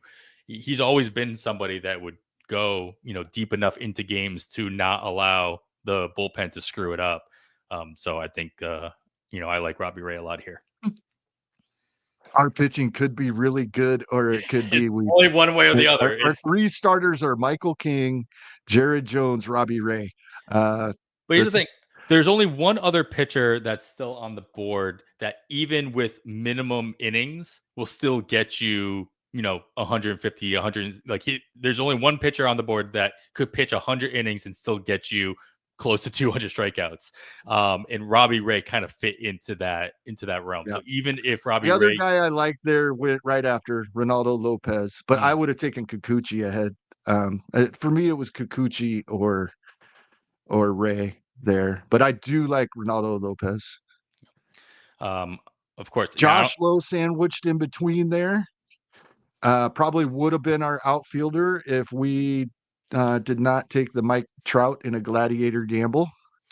Michael Kopech coming off the board here is just in a Gladiator, also an interesting play here. It goes into what you were saying earlier, like having maybe 4 relievers, five relievers, and kind of leaning on the fact that even if Kopech isn't a closer for the Dodgers all year round, he's still going to provide you with value in production. And then Spencer Strider goes off the board, and that's who I was alluding to as the other guy on the board who can, even though he may miss the first, month to 3 months of the season, he can still produce enough volume when, assuming he comes back 100% as well. So some interesting pitcher options here as we get about close to halfway through here. Yeah, so as far as a roster, we have both of our catchers. We don't even have to think about catcher anymore, unless we want one as a UT. And there's one catcher left that in the group, so I doubt that happens. Yeah. We do not have a first baseman. We do not have a second baseman. We've talked about having a plan for second base and waiting late at first. Bobby Witt Jr., Mark Vientos, Wyatt Langford, Mike Trout. Vientos and sometimes Trout could bring down the batting average a bit, but I still feel good about our batting average. I think we have a nice foundation. Plenty of power for this point with this number of players drafted. And if Langford continues to run along with Bobby Witt Jr., William Contreras isn't a 0. I'm not going to pencil him in for 10, but I am counting on a handful from him. Sure. We might be a little light in speed at the moment, but I don't think we have any pressing issues. But this is exactly where I was going to go. It's like those second basemen, that plan for second base you're talking about, if you really want to get the speed out of that position, those guys are still there. And I think at least one of them will still be there by the time our turn comes back around. I hope so. We need one of them. Yeah. And their ADP's around 160. And that's where we're at because we kind of shifted. As we were coming down, I planned on grabbing one there, but I like the picks we made. Well, even if you wait a little bit longer, Trout and Robbie Ray. Even if we end up waiting a little bit longer in ADP or jump somebody up, those speed, I'm looking all the way down ADP for second base eligible guys, and even go back down a couple rounds, you still have Holiday on the board. You still have Garcia. At like pick 160, right? Yeah. Still have like right at ADP. That next turn will be Nico Horner. Mm-hmm. Was so frustrating to roster last season, and it was the first time I ever did, but he did get to the 30. He wasn't running nearly as often as we thought. They came in streaks. He would go a month at a time without attempting a stolen base. It was so frustrating, but he got to the 30 I drafted him for. So yeah, I'm just interested to see what that wall change does in Baltimore as well. So I keep looking at Holiday as an option here at second base, and assuming, he played his way at the end of the season into that everyday role, whether it's at, maybe it's splitting time at shortstop and in second base, or maybe it's just all the time at second base. I think it's a sneaky, you don't be upset if you miss out on all the other guys at second base leading up to him, and he's still on the board. I was just scrolling back because I've been paying such close attention to the draft board. Ryan Bloomfield. I think I'd rather punt saves than take Finnegan in the 9th. Yeah, I love that. I got to put that one up. I saw that one earlier too. I chuckled to myself. I like Aaron Carpenter, Ted. We'll be looking for him here in a bit. Yeah. Cool. Well, there's a Kerry Carpenter going off the board here. Oh, he did. Oh, no. And then Porter and then Porter Hodge going back to back with Carpenter and Hodge. Hodge is an interesting one because he's so good. Again, just one of those situations where he's like, I don't like, maybe he might end up getting the job back at some point throughout the season. And then as long as he holds on to it, fine. But you're at that point in the draft. Actually, that might actually be one of your better darts to throw. I would rather throw my dart at Hodge than Finnegan for sure. I think so as well, because Hodge, if he's not getting you saves, he is giving you ratios. Exactly. We're and not getting strikeouts. That with Finnegan. Right. At least from a reliever. Yep. Right before him, you had your Kikuchi go, as you mentioned earlier. Sandy Alcantara goes right before him as well. Tanner Scott, also another question mark because you don't know where he's going to be and what role he'll end up being. You like to think that he could find himself into a closer position, but there's no guarantee for any of these free agents. And then we got a couple. Rafaela, there's another nice speed play at this point in the draft. Some flexibility there as well. I believe he should have dual eligibility, at least while drafting. I believe so. Yep. And there we go. Cut more starters off the board here. So you did end up with our third starter in our last pick. We just doubling down on our lineup because of that fact, or like you said, second base obviously in the targets here, as a lot of them are falling down to that ADP range. So we should have probably more than a pick of one or two at this rate, unless we just see a weird orange streak go across the rest of the round. But besides second base, are you still waiting on that first baseman, or do you kind of push one up here? Well, the couple I like, we can wait on. Once we're to this point, the ones really going next in ADP, Luis Arias, I have no problem with him. I don't think that fits our build. Michael Toglia, I like. Not huge on a Rocky in a Gladiator, but I could be fine with it. You have to be able to eat that batting average. And then we're looking at Paul Goldschmidt. I'm not a fan. I know a lot of people like buying in, but some guys I have on other teams as my starting first baseman coming up in about another 45 to 50 picks of ADP here. Christian Encarnacion Strand going back to the well after his injuries last season. Michael Busch, I think, is going to get the playing time in Chicago. Ryan Mountcastle with the wall coming in Baltimore, as you mentioned earlier. And my fallback, as you know, if I get caught without getting one of those, I'll just wait and take Josh Bell. I think he's been drafted in 4 of these 17 drafts in the last 2 weeks. So I might have to bump him up a little bit above last round, but not too much. Of course, as I make the comment about having plenty of second base options here, there they go. 3 of them go off the board. One of them. Yeah. Rengifo followed by Bogarts, and a couple picks later, we saw Bryson Stott just come off the board. So we got 2 picks, and then your back-to-back picks coming up. So you still have more than a handful of those second base options at your disposal. A lot of them we've already talked about. Yes. Here's our decision, Adam. Nico Horner or Andres Jimenez. Stolen bases about the same. Andres Jimenez power dipped in 24, but he's shown it to us before. Horner, we're not expecting the power, but we probably get a little better batting average. What would be your preference between Horner and Jimenez? I mean, I think overall, there's more potential in Horner, especially in his role with the Cubs and just being, where he's at and what he's shown us he can do. So between those two guys, I'm very curious to know where Gleyber Torres ends up. And, he's in this next little mini group. Obviously not an option for us as you pick Nico Horner off our thing, but I am just very curious where he ends up and what role he ends up in, especially in a lineup, regardless of the ballpark he I mean, again, I joke he should just go to Baltimore, but just so he can, do what he did a couple years ago for an entire season. But with the 30 seconds left on the clock here, you're gonna do what you've done all this entire draft and just wait until the last possible second, right? Not intentionally.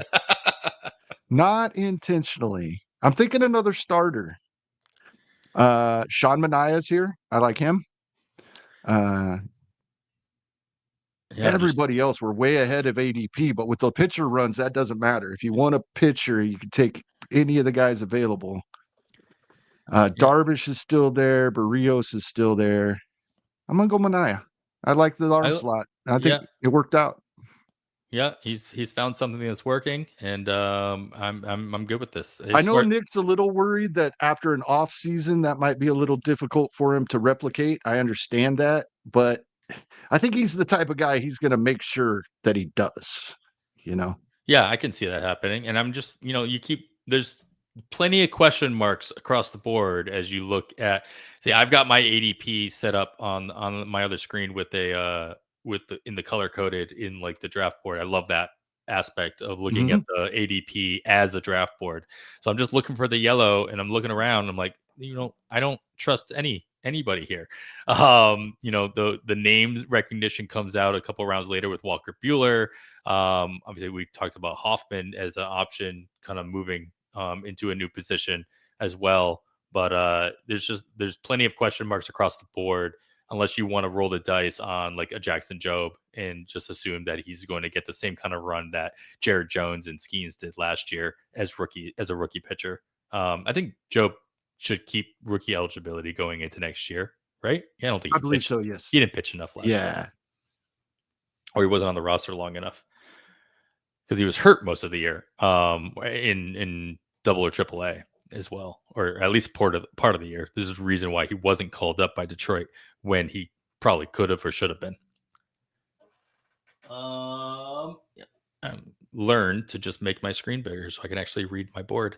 Ben Joyce, Nice. another closer, in a questionable situation, but you assume he's still the closer for Anaheim unless they bring in somebody like a Yates or something like that right before him in the. Oh, and then I just realized Jimenez went as we were debating between Horner and Jimenez, going pretty much like back to back, but at least in second baseman go off the board as well. Yeah, it was only pitchers in between them. They don't count. No. Pitchers are it's a dime a dozen at this part of the draft. Oh man. All right. So more. I mean, Tommy Edman, depending on he just went off the board. Interesting situation, obviously, with the Dodgers. We talked about him, I think it was last week, and just the fact that you got to assume he's playing pretty much every day for the Dodgers with that extension that they provided to him. It's just a matter in the Gladiator. It doesn't matter what his eligibility is, but he may go back to having triple eligibility if they just put him in more of a utility situation. Do you expect? I can't remember what you said. Did you expect him to play like every day at shortstop for the Dodgers, or do you expect him to move around a lot? Mostly every day. Moving around a little bit. They'll get Rojas in the lineup from time to time, and then they can give Pages or whoever ends up in center field a break on those days. But I think Edmund plays really, really close to every day and almost as close to every day at shortstop. Kenley Jansen, very interesting pick. Mhm. Every time a closer goes off the board now, I'm thinking it's an interesting pick. But You have to think he's going to get a job where he is getting saves, but he's the we've situation been where if okay he gets a thinking that job, for about 5 years now. We've been yeah, okay thinking that. One of these years we won't. But I feel like he finds a spot. I think if he finds the spot, it'll be for a closer position. I think if he doesn't find a spot that gives him a closer position, he just says, "Fine, I don't need to do this I'm anymore." done. Yeah. Yep. He's what, 38? In that he's definitely in his upper 30s. So, with his other, non-baseball related health issues, that I can imagine, that's got to play some kind of a role at this point in his decision making. All right. Well, Yeah. So at this point in the draft, I do start looking at what's left, right? Because once again, being a Gladiator, our hands are tied. We have to draft 3 more pitchers. We have to draft 3 more outfielders. We need a first baseman, a corner, a middle, and a UT. So we have a lot of flexibility having corner, middle, and UT still open, 3 outfield spots. We can draft anybody but a catcher, but we have to have at least 1 first baseman and 3 outfielders. So that's where we're I mean, if sitting. you really want to pick a catcher, you could, Kevin. I mean, Right, we could at UT. That's true. I think all those guys that could possibly fill that role are out of options for you. Everybody in Well, that block. here's the thing. I'm not opposed to this. It sounds crazy, but in a Gladiator, if it gets to the point where, say, Gabriel Moreno, who's still available, I think is the best hitter available, not necessarily as a UT, but if we had drafted Salvador Perez, You can move I him to don't have first an base issue for moving sure. him to first base and drafting Gabriel Moreno. Sure. I don't see myself ever coming to that point in a Gladiator, but in draft and holds, that can happen once in a while. Well, yeah, throughout the course of the season, you have to make those decisions to move guys around in your lineup just out of necessity. And so to Yeah, have, but even when I'm drafting, I can get to a point to take that into account with some of the first base eligible catchers. And I think we talked about this briefly last year. Some really, really good NFBC fantasy players have went to carrying a backup catcher on their bench. If I'm going to do that, I really want one of my catchers to be one of the first base eligible guys. yeah, well, Ryan in the chat still echoing your sentiment here, saying it's exactly what he did a couple times in that UT spot throughout the course of the season in draft and hold specifically. So Yeah, there's some smart minds out there doing that exact same strategy that you're talking about. So as we get almost halfway through this round in the draft, we're getting a little close. It's coming back around in right around pick 200. There it is. There's pick 200 off the board. Victor Robles. Looking for speed. There's your guy right there. Really found something finally in Seattle. Sounding more and more like Seattle's confident with counting on him to they already gave him the extension. The season didn't even end. And he's our out. Yeah. So this could be a late breakout, but it doesn't even really need to be. If he repeats what he did last season, we're fine with it. But I always go back to the fact that if he hadn't been injured, he would have got the call before Juan Soto. That's where the Nationals were with him and Soto at the time. And he was hurt, and he's been hurt off and on since. He's underperformed, but we saw it with JP Crawford. We've seen it with Jerickson Profar. These guys that are that talented, eventually they start producing at least a little bit. Mm-hmm. All right. Well, we're going to finish out here the 14th round, getting to our turn, the 14-15 pit turn here.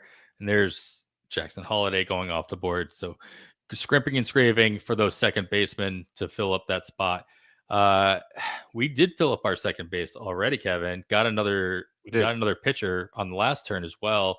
That your Toglia choice off the board as well earlier in the round. So the options at first base are still, a little thin. So if you're going to continue to wait, it would make sense based on the previous conversation. So what are you eyeballing here? Is anybody kind of like, ooh, I hope they drop, and you don't need to name names until the pick comes up. But is there somebody that fits that description? I'll name it. They might be listening, but it's not that big a deal.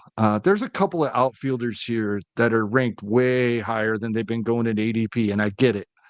Once again, my rankings are based on Steamer 5x5 projections. That's what I used for this draft. Taylor Ward is the 75th overall ranked hitter. And we're past pick 200. And his ADP is about a round higher than where we're at now as well. Another player in about that same range, Yandy Diaz always has great projections because of the batting average, runs scored with that speed. We're getting close to his ADP there. And Lord Gurriel Jr. is way past his ranking. Now we're ahead of his ADP, but way past his ranking when I ran the action calculator. So I do like Taylor Ward, and I do like Lord Gurriel Jr. here, and we could use an outfielder. Yeah, I like the Ward selection over Gurriel personally, just due to the slot in the lineup. He's been here at the top of my queue for a while because he's ranked so much higher than ADP. So we'll go ahead now that it's past his ADP. We'll go ahead and make that move. Yep. So we got yourself 3 outfielders now, and so the only thing left in the lineup is still that first baseman, 2 outfielders, and then obviously your corner middle. I think I'm still there's more than one first baseman. There's more than a couple. I think I'm still waiting. I think I'm going Glaber as our middle. How do you feel about that? I love it. I think that the fact that he did drop a little bit based on ADP, I think there's a lot of upside here based on where he ends up. I don't see him signing somewhere where he's not an everyday player, 1. And then 2, I think that he ends up signing somewhere that allows him to, be close in the top 4th of the lineup or top 3rd of the lineup and really. And he wasn't as bad as Yankee fans and some people that rostered him think. Now, I rostered him, and it was slightly disappointing, but he stayed in my lineup. I mean, he was good enough to stay in my lineup. And that's in a down year, right? But according to Yankee fans. Yeah, according everything's a down year according to Yankees fans. Oh man. So that really shored some things up now. Now we're at first base, corner, 2 outfielders, 3 pitchers. Utility, of course. Sure. But that really shored some things up, and I like the players we did it with. Yeah, this is turning out nice, Adam. It also, I don't think anybody except for somebody like Trout completely is a 0 on the base pass as well, assuming Trout's still not going to run anywhere. So that's nice too, that you don't have to feel like you have to rely on a rabbit pick later on. I mean, you still could. I mean, if you wanted to put your eggs in like a Nestor Ruiz type of basket later on to fill out that 4th or 5th outfield spot, that's still an option, but you don't feel like you have to, lean on that fact and kind of push them up. I mean, I don't know if you feel the same way, but I'm looking at this lineup and not feeling. I'm not feeling that way. And also, I'm trying to remind myself that if I feel a little light in stolen bases, not to worry about it too much, because now that more players are stealing more bases, the total number they end up stealing is going to be more volatile, and I really don't know what my target should be. So if I'm a little light, I'm going to be okay with it and just hope that my target was too high. Of course, you can't do that too much, right? It's not like, just keep doing it the entire with time. 40 projected stolen bases. No, we need close to 200. But if I don't hit that 200, I'm not getting too upset as long as I have a couple of guys that might get me a couple extras out of there. Fair enough. If you want to, this might be a little early, depending on if anybody's listening or not. But I am going to go ahead and bring it up because this is what I heard. I think this was Eno and DVR again. I listened to a lot of podcasts this week, so I listened to everybody. But talking about defense and defense keeping you in a lineup, and in a Gladiator, this could be a big deal. Now, they were talking about it more as in late rounds of draft and holds, finding people. But this guy does get drafted in Gladiators, and I think said he had the sixth best. I think he was using defensive run saves. But whichever defensive metric, sixth best in all of baseball. And with two rookies at their corner outfielders, that means Jacob Young probably is the everyday center fielder. And a 256 batting average, 3 home runs and 36 RBI is not what Washington wants to see. It's not what we want to see. But a 256 batting average with 75 runs scored and 33 stolen bases is pretty darn nice. So looking at the rest of our roster, Bobby Witt Jr., William Contreras, Wyatt Langford, Mark Vientos, Stevenson, Trout. What I'm getting at is Nico Horner is our only non-power guy, and I think you can handle a second one. So I think I'll keep an eye on Jacob Young here for the next couple of rounds. No, I think that's just, again, even if you're not getting, like you said, 3 home runs is not what you want. But if you're in the lineup every day and also batting at the top of the lineup, even a poor lineup, you're still giving yourself an opportunity for more opportunity to volume your way. And I don't think Washington's lineup's going to be a poor lineup. I feel like we say that every year, though. They weren't bad, but at the same time, it's like, all right, like what's coming after Young in that lineup? Obviously you have Cruz and you have Wood and what's that rest? I don't have that roster lineup in front of me, but is there anybody else that kind of stands out as being like, okay, yeah, or is it one of those top heavy lineups? You're like, which all is actually all that matters for Jacob Young if he's still batting leadoff. For that roster, you only care about who's batting second, third, and fourth. Well, Roster Resource has him going back to the bottom of the lineup. Because they have CJ Abrams up top, James Wood, Juan Yepes at first base hitting third.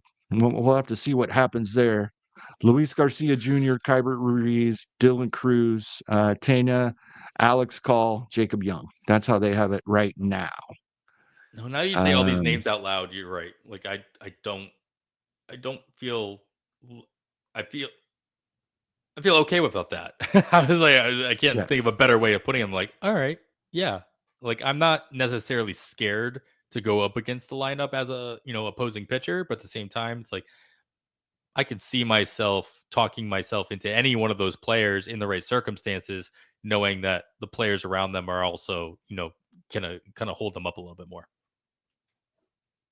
Yeah, and so CJ Abrams, OBP 314, James Wood 354, Yepes 335, 318 for Garcia Jr. Ruiz had a really down year, only 260.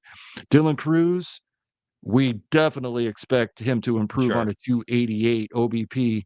Alex Gall, 425. Jacob Young, 316. This team gets on base for the most part, and the couple of guys that didn't are guys we expect will turn that around. Mm-hmm. Well, just to close out the last round, a little bit of a pitcher run here. Nathan Eovaldi, or right before that, Spencer Angetti. But then Yu Darvish, you mentioned Yu Darvish, like I feel like 3 rounds ago. He finally comes off the board here. Jose Barrios, Clark Schmidt, and Rasmussen, followed by Mitch Keller, and then Bowden Francis. I want to look at Bowden Francis's draft chart, where he's been going all season so far. I just can imagine that he's fluctuated more than most other players. At least he fluctuates in my own mind, so I just assume that it's the case across the board. But like, do you trust Bowden Francis to do anything close to what we saw him do, especially in the second half of last year? Where do you fall on? Trust is the wrong word. Yeah, that's why I used it. I don't think I trust him. It's a little early for me. This is a point in a draft when I can always find somebody Nick has on his list way higher than where we're picking right now. And I'm way off here. I'm looking at his draft board here on the NFBC on his player page, and it's a pretty tight line. Like it's going down, like it's trending downward or later in drafts, Mhm. but it's a lot tighter than I thought. His min max is obviously pretty wide, but that's just based on the entire 100 leagues, 100 drafts that have completed. But so min of 126, which obviously came at the very beginning, max more recently at 304. So those are varying types of drafts and formats as well, but that line is pretty tight throughout. All right, coming off the board, everybody who picked a pitcher last round is now doubling down with a hitter, uh, uh, with Willie Castro, Jonathan India, Sean Murphy, another catcher who could up his plate appearances next year with Travis d'Arnaud.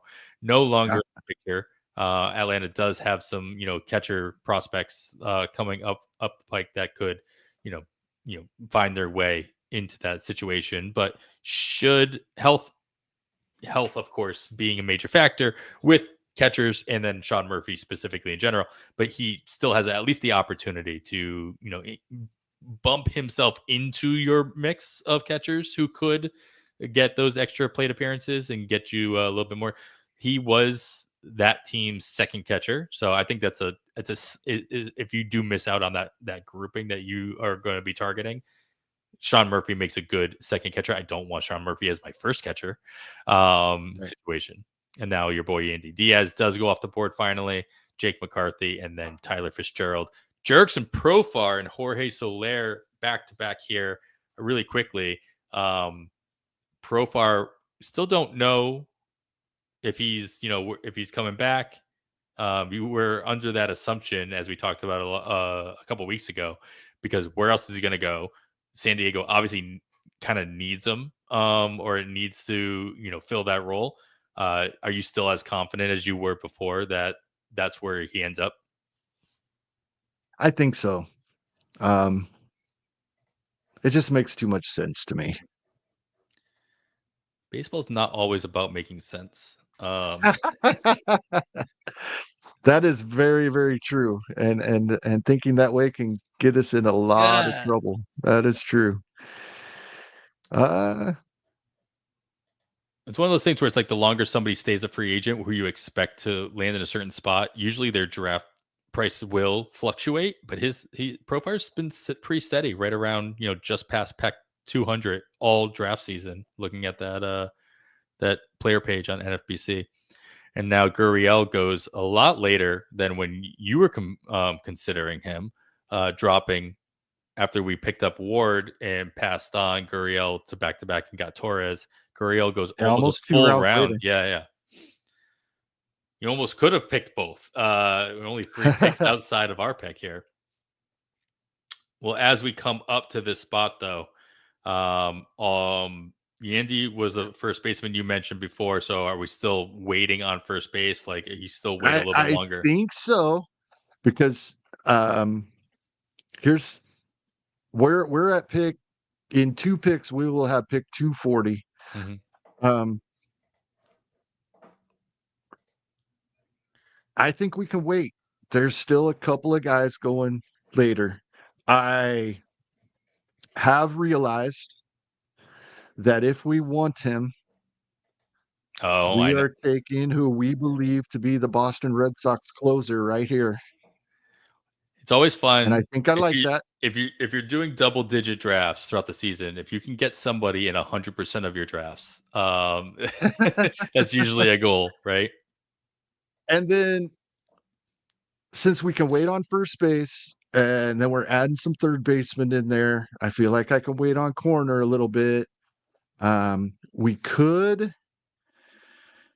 could go outfield here. Um, but this is about where I've been taking him to, and I know we don't know where he's pitching, but I think Walker Bueller's finally healthy. What It's do you a think? it's a pretty good. It's right around. I mean, it's just barely above his ADP. Mhm. I do believe that it'll be a situation that it'll depend on how much money he gets, whether or not I trust that he's 100% healthy and ready to go.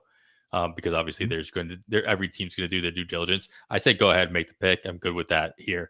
I think just in general speaking terms, as the offseason goes on, if he signs a decent contract, I think he skyrockets. I think if he signs like a 1-year deal, a prove it kind of deal, I'm less interested. Yeah, I agree with that. We don't have that luxury here, so you get. So we're down. We got 3 more rounds of this basically, since we're double tapping every time we pick. So six rounds for us to go. 7 rounds basically left for the draft. We need a first baseman, a corner, 2 outfielders, and 1 pitcher. Can you flip the draft board to the roster side of things to kind of compare? I'd love to see you can do that. So we can see obviously what we need to fill, and then I'd like to compare like what the kind of the strategy at this point in the draft where everybody else is at. How many teams have both their catchers? Because we still have a couple teams that haven't touched catcher yet. There's 5 teams that don't have a catcher. So kind of jumping off what Ryan Bloomfield said about punting closers instead of picking Finnegan in the 9th round. Is that you're not going to find yourself in a situation where you're having to punt catcher. But if you do find yourself, not you, but you out there listening, you do find yourself like not getting 1 or 2 of those guys that Kevin keeps talking about, is it worth just punting altogether? Or are all those guys at the bottom in the bottom rounds just pretty much equal?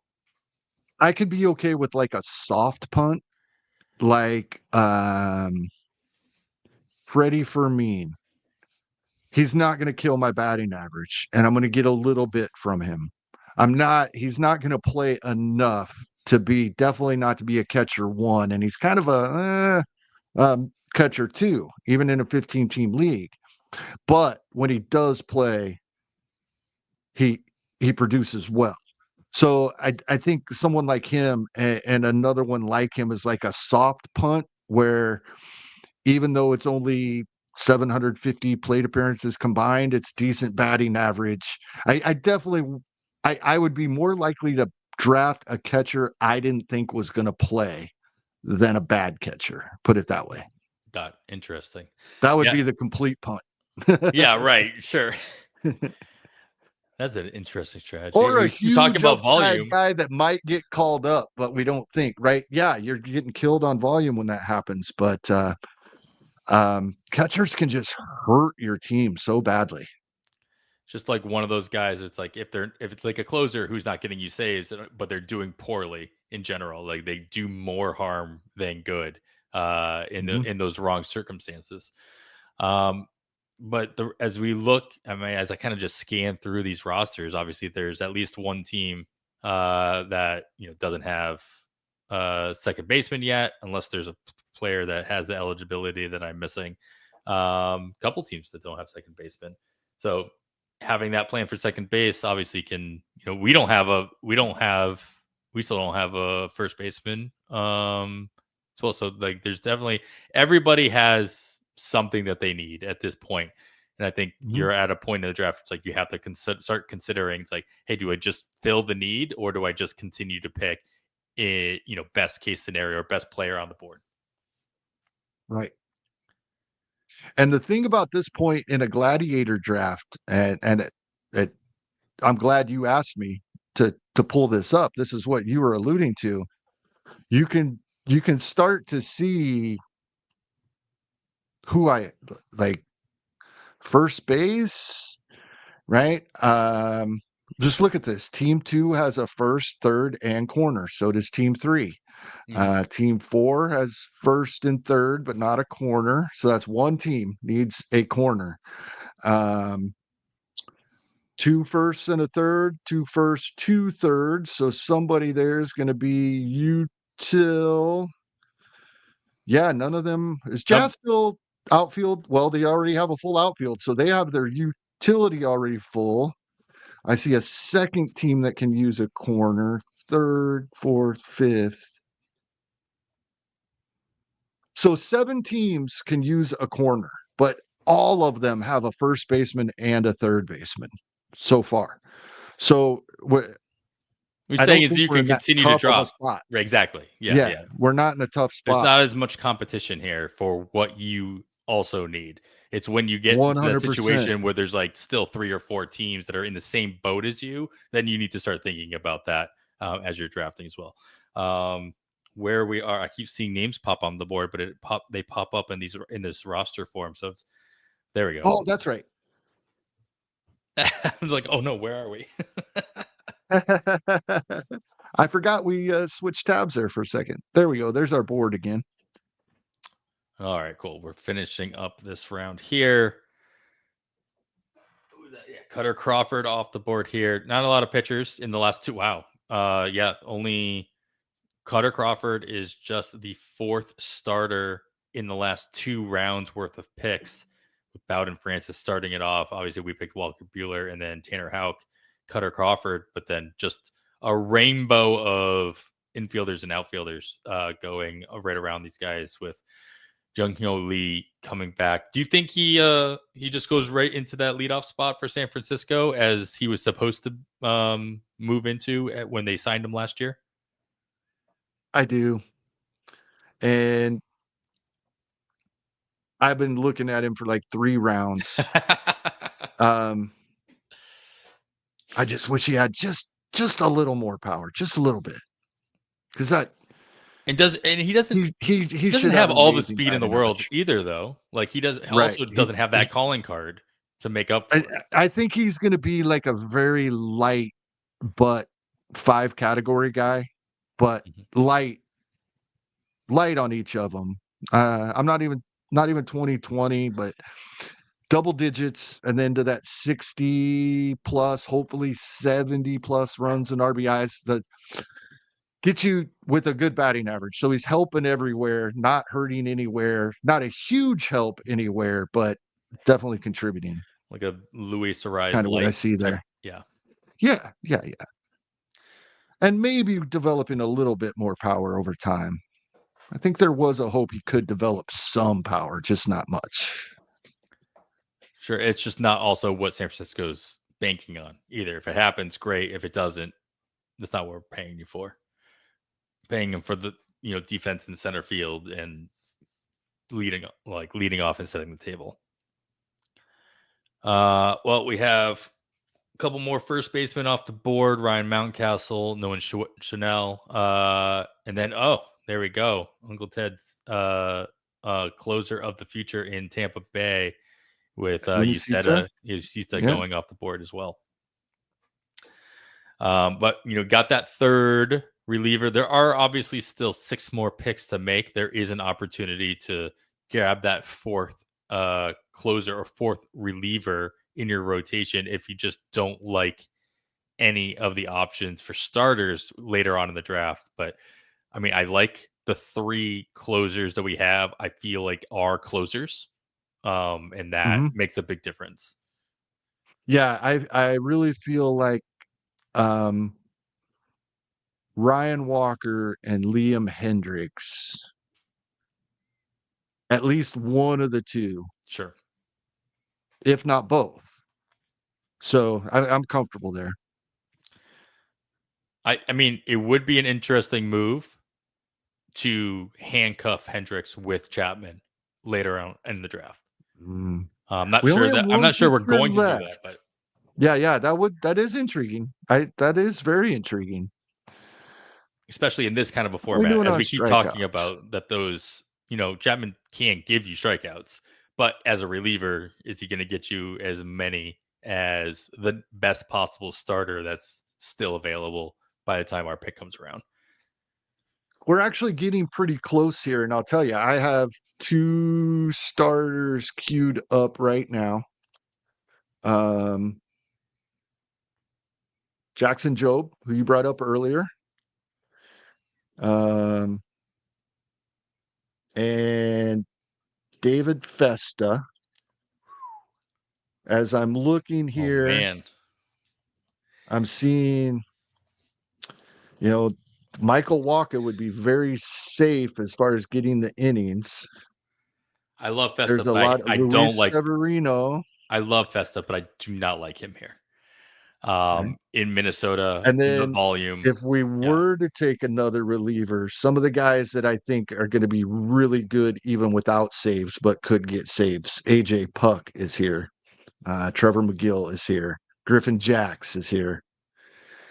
Um, Griffin Jackson's an interesting one. Obviously, Durant already off the board long ago, but we saw Jax just demolish throughout the course of the season, and a lot of people just calling for him to be the closer for anyway in Minnesota. We'll see what they end up doing, but that would be an interesting one.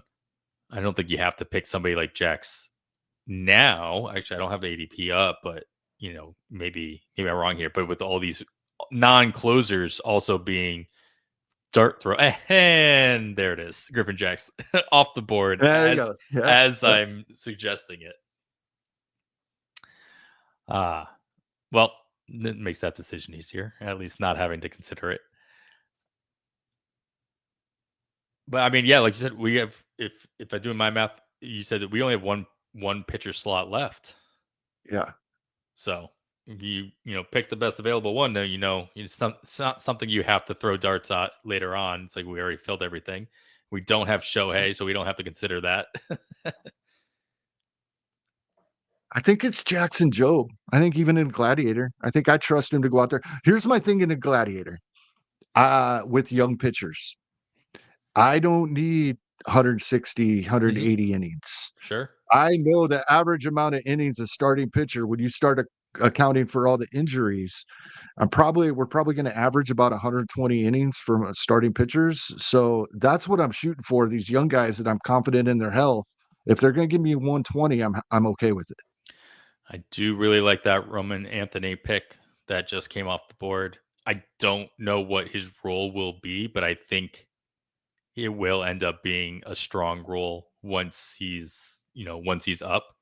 It's just a question of whether or not he'll be on the opening day roster or not. If they want to chant, if he's on the opening day roster, I have every confidence they'll just let him run it out and hopefully hope for the Rookie of the Year award. So I really like that pick.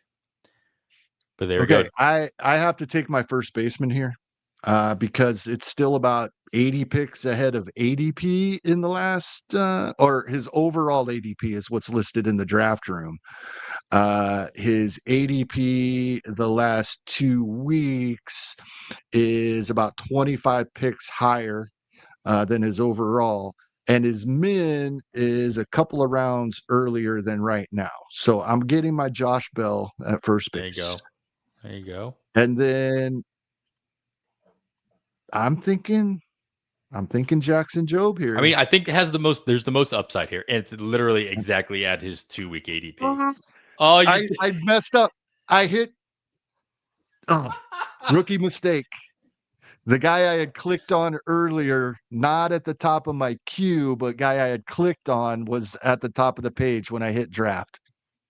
So we have to be okay with David Festa, me making my rookie mistake there. Cross your fingers that Minnesota changes their ways and they let them. At least it's somebody I was actually considering and not just accidentally clicked on. Sure.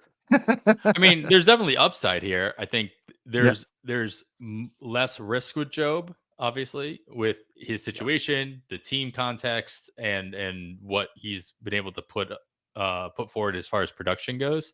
But Festa has just as much upside as far as strikeouts and volume go, as long as Minnesota gives him the volume to run with it. So I don't hate it. It wouldn't have been the pick that I would wanted my mouse to land on.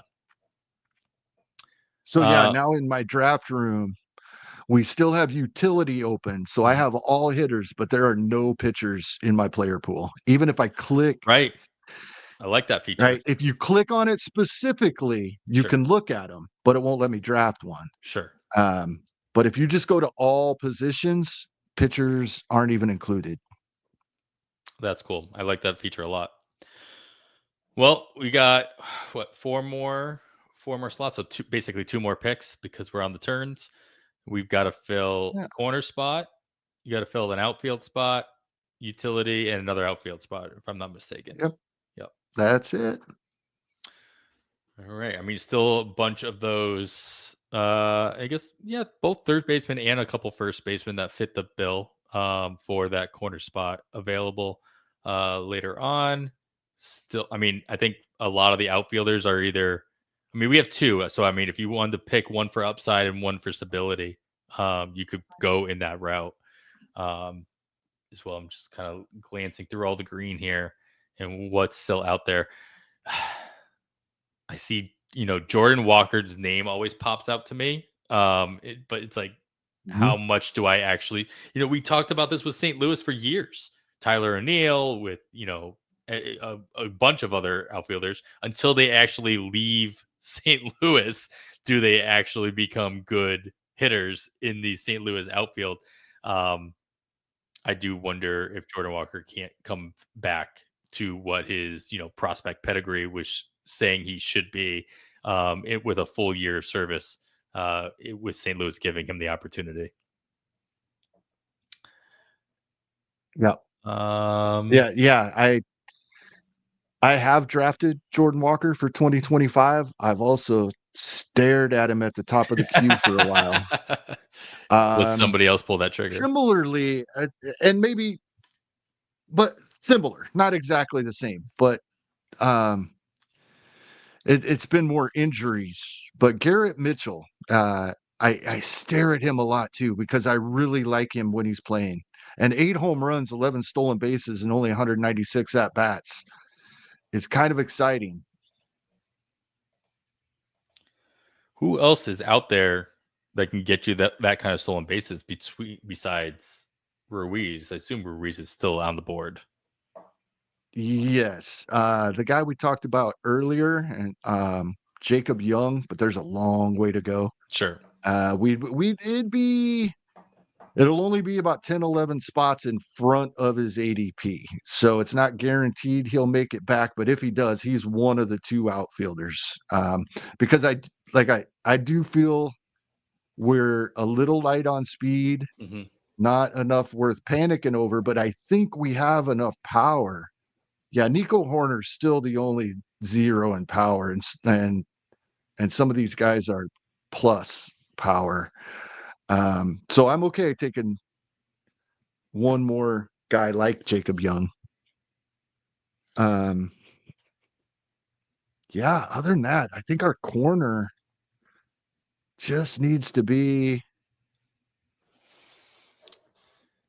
how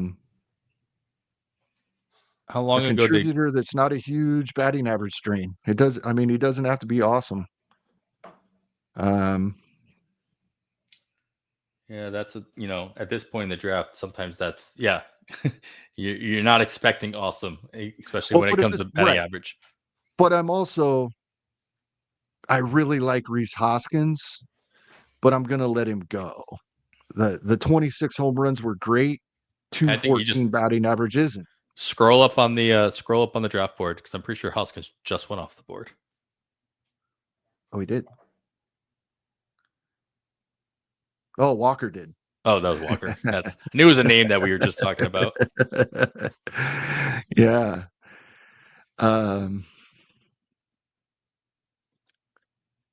Yeah, this is fun. Juan Yepes, who we were just looking at the Washington lineup, projected to hit third. He's available on the corner side.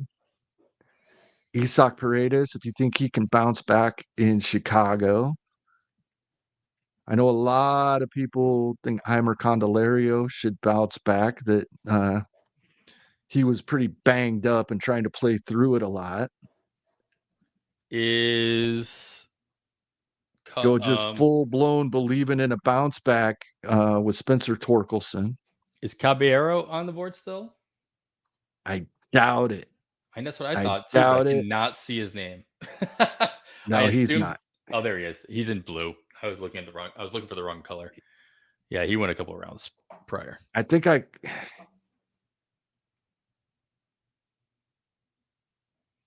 Yeah, Jacob Young's really the only guy on here. I'm looking at, you said you used steamer projections in the auction calculator. Just glancing through the PLV projections as far as stolen bases are projected to go. Jacob Young, the only guy projected to be 30 or more stolen bases still left on the board. So here's a guy I like at corner, and it'll be close if he makes it back to us as well. He's one of the guys we talked about last offseason when we were projecting some guys that may go 2020. He got there in the power department, but he's just never quite ran as much as we thought he was going to, as much as he did in the minor leagues. Luke Raley, he hit 243. 404 at bats, and that's because he's going to be mostly a platoon guy, but strong side with a few at bats against lefties.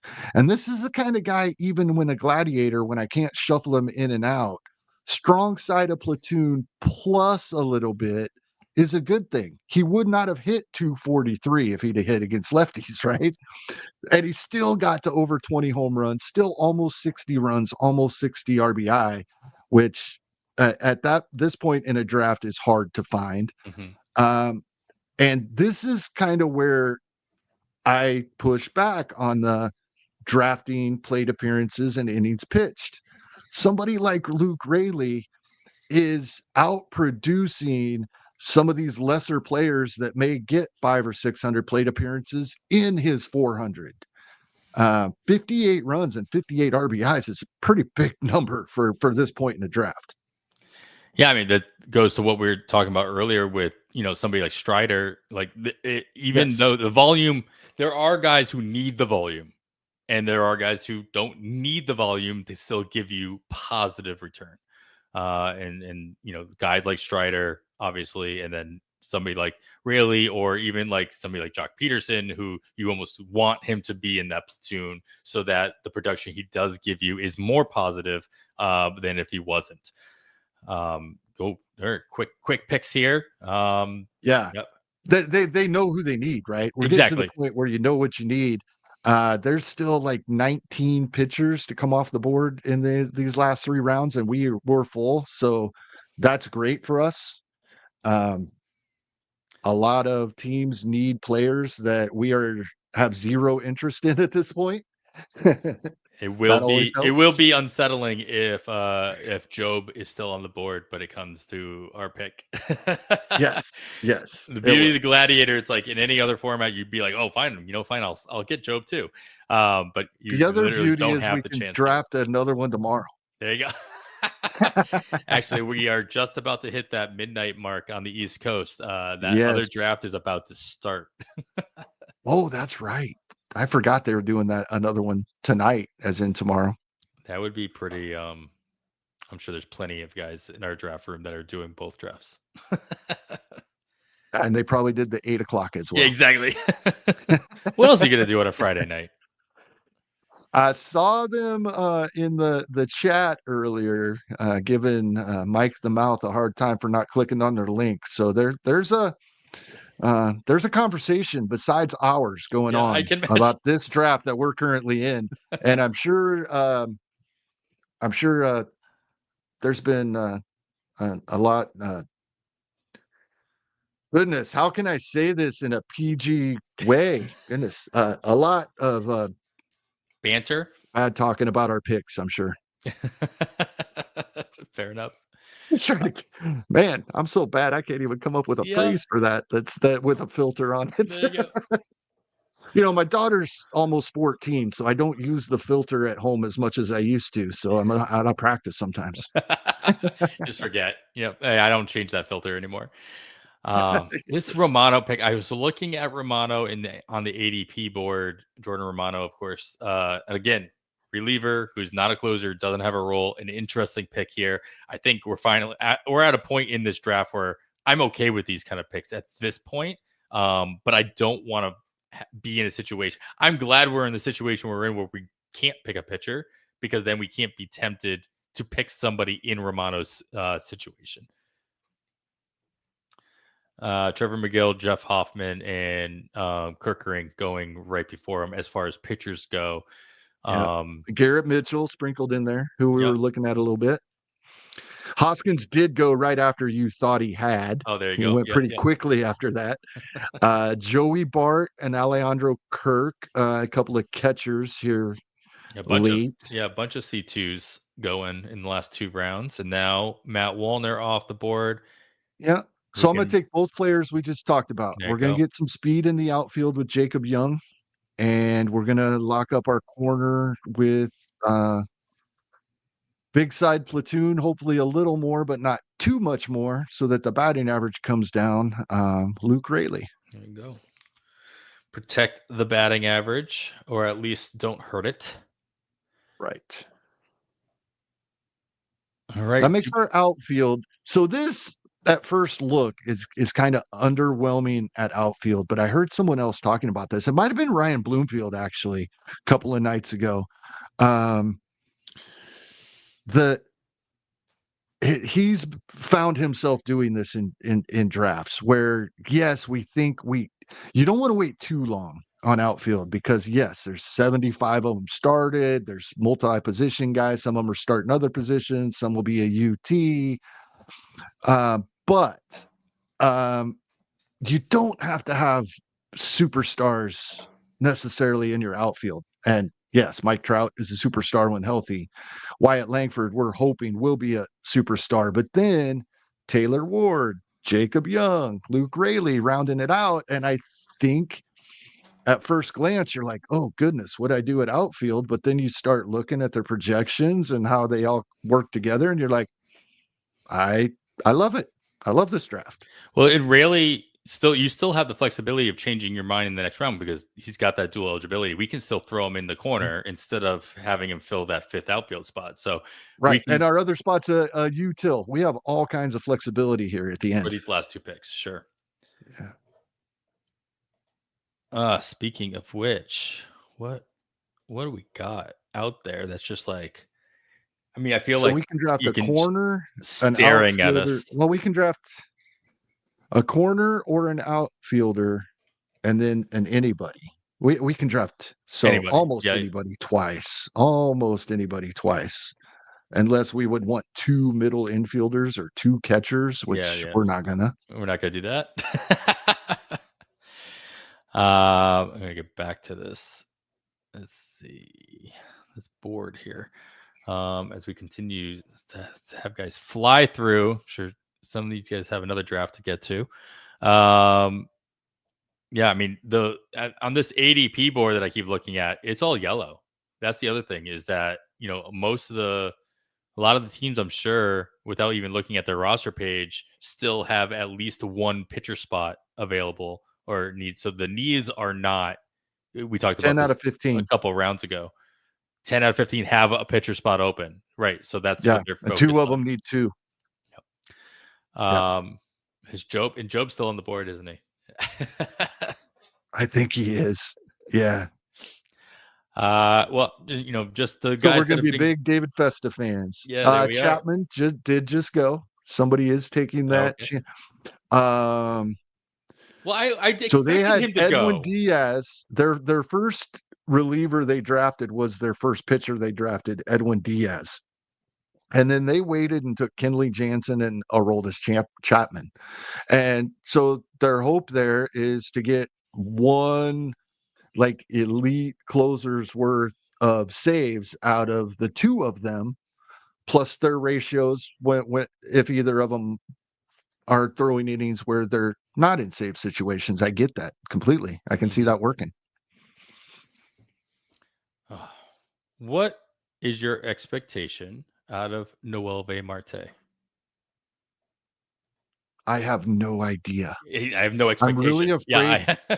I don't have expectations, because I'm afraid at this point, at least for another season or 2, that, you know, when these guys get suspended for PEDs, we don't know how much those PEDs were helping them, how much they were relying on them. And he really seems like a guy that is lost ever since he got caught. And I hate saying I'm going to wait and see, because when you say I'm going to wait and see, it means you're never getting the value. You're going to be paying full price at some point. But I have to see him do something, because he hasn't done a thing since his suspension. It's been what, almost 2 years?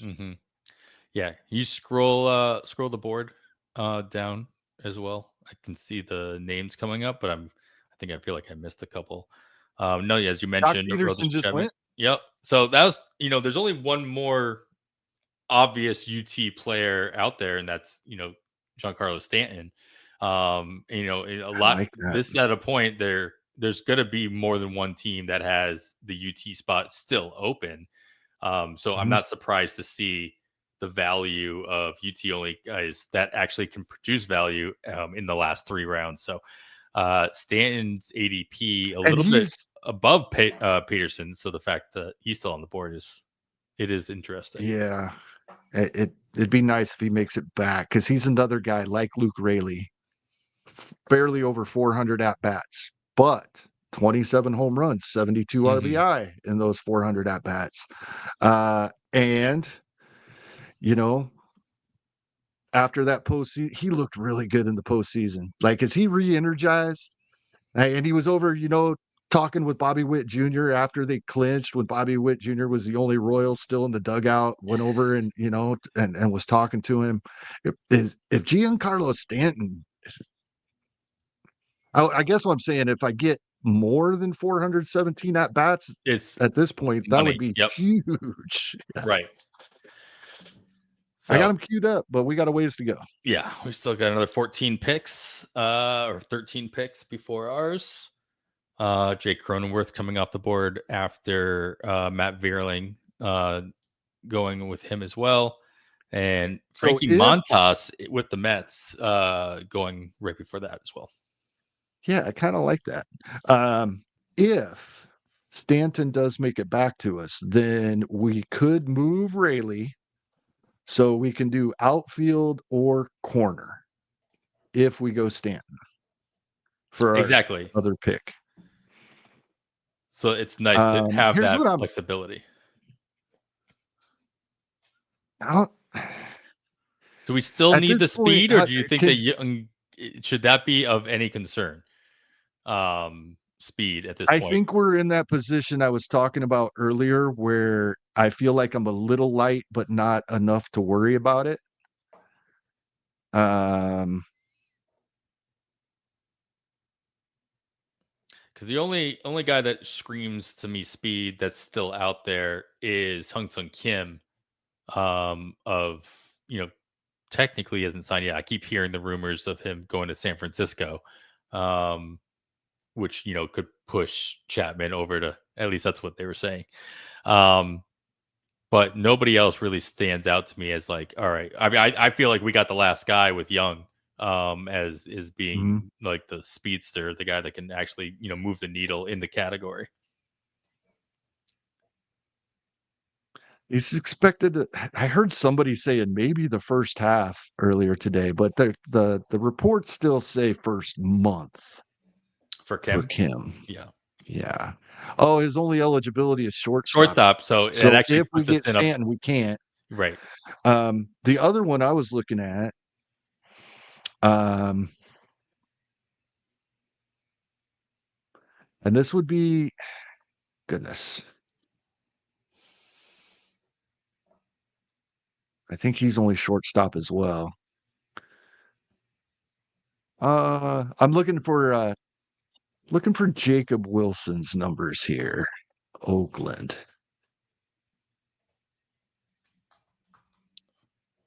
He's along those same lines, same conversation. I'm pretty sure it was Eno Saris and Derek Van Riper on Rates and Barrels. Defense and playing time. The other guy that was brought up in addition to Jacob Young was Jacob Wilson in Oakland. And not just because all, pretty much it took me a half hour there to find Oakland on Fangraph roster resource page because it doesn't say Oakland anymore. Yeah, it's That just was my ATH, first. right? Yes. Did they So get? it's at the front. That's the front Oh now. goodness. Yeah, That's going to take all season. Yeah, he only had 103 plate appearances, 0 home runs, 0 stolen bases. But they're talking about him, and he hasn't stolen bases or hit home runs in the minors either. He's really young, still 22. I don't think he does much for us here, unfortunately. No, I mean, if you're gonna, yeah, as far as How much do you hold the White Sox against a player that produced pretty well this season? oh man, it's hard not to hold the White Sox against anybody for any reason. Oh, maybe he just got drafted. Yeah, Andrew. I was looking at Andrew Vaughn Vaughn. because his numbers are pretty good in spite of them all being for the White Sox. So Juan Yepes, once again, still there. We talked about him earlier, being penciled in at third by roster resource in the Nationals lineup.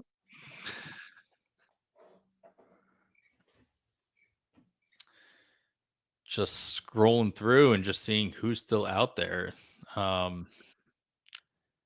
As far as like, especially in the specifically looking at that corner. I mean, Stanton's off the board now, so that's not holding us. Yep, he did not make it.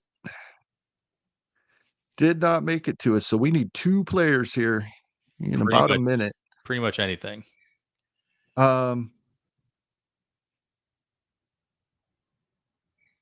jeez. I think as much as I poo-pooed him last season, it really didn't look like the power was there to me. He's still projected for some decent power, so I went ahead and made the Yepes call. Sure. So now we can pick anybody. Our UT spot is open. Anybody we've forgotten about. We got 35 seconds. Yeah. Well, you don't have that luxury.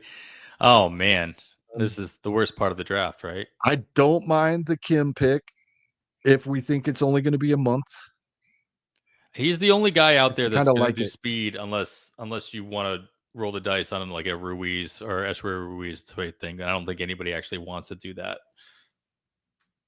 Or the Dylan Moore 200 batting average. Oh, yeah, that goes against everything you stand for.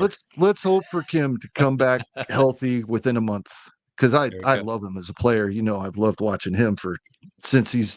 But you didn't pick him. San Diego. What's that? But you didn't pick him. Who'd I pick? You picked Starling Marte. Adam, I made the same mistake twice in the last 4 or 5 picks. Rounds. So I wasn't paying attention. Did the clock run out, or did you just click the wrong? It was getting low. I had clicked on guys as I was going through. So I don't mind the Marte pick. I don't either, especially if he gets moved to designated hitter like we think it sounds like he's going to. Mm-hmm. Stay healthy. Still gives him the ability to run every once in a while. Yeah. He's not going to run like Kim. It's going to be something to monitor, because I made that same mistake twice in the draft. Jackson Jobe and Hae-Sung Kim, if they have huge years, this could have been a better team. Or maybe it was fate trying to force your hand, literally, to pick the players that are actually. That could have been. David Hamilton. Kind of, just one of those names that the infield situation for Boston is such a weird situation. Hamilton was getting like absolutely no playing time in the second half last year. Right. And so even though he could still steal like 30 bases with 200 at bats, it's such a hard trigger to pull in this format. So more power to that pick. I hope nothing but the best for the results, especially as a Red Sox fan and as a Hamilton fan in general. Max Scherzer, seeing some guys you don't always see drafted in Gladiators, right? We talked about being okay with platooning Luke Raley, but not everybody is. But Ryan O'Hearn went in the 22nd round. Joey Ortiz, I think most people are getting more comfortable with him getting more playing time. Heimer Candelario, we talked about coming back after playing banged up quite a bit last year. Heston Kierstad, is he going to perform better this time around? Dalton Rushing getting drafted as a catcher, and then I'm sure that fantasy manager hoping that he's playing outfield for the Los Angeles Dodgers. Right. But we don't know if he's going to play at all. That's a surprising pick in a Gladiator for me. Dalton Rushing right there.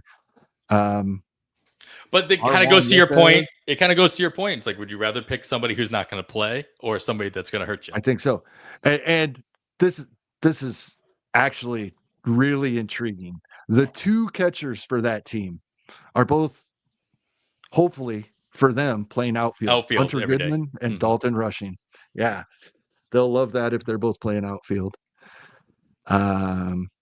There's who I forgot about.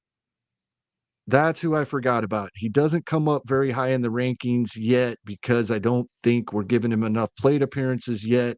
Tampa has flat out told us their everyday center fielder is Johnny DeLuca. That would have given us a little bit of speed, I think. Not a lot. He doesn't run a lot. Yeah, I mean, I just keep. But he'd have been a better all-round player, I think, for our last pick. That's one I forgot about. Even if Tampa tells us something, I don't always need to trust you it. Still don't trust it. That's fair too. Jose Siri comes to mind as one of the more recent examples of that. But that was more Jose Siri saying, like, I'm going to steal 60 bases or whatever it was. And then just Tampa not giving him the opportunity to do so.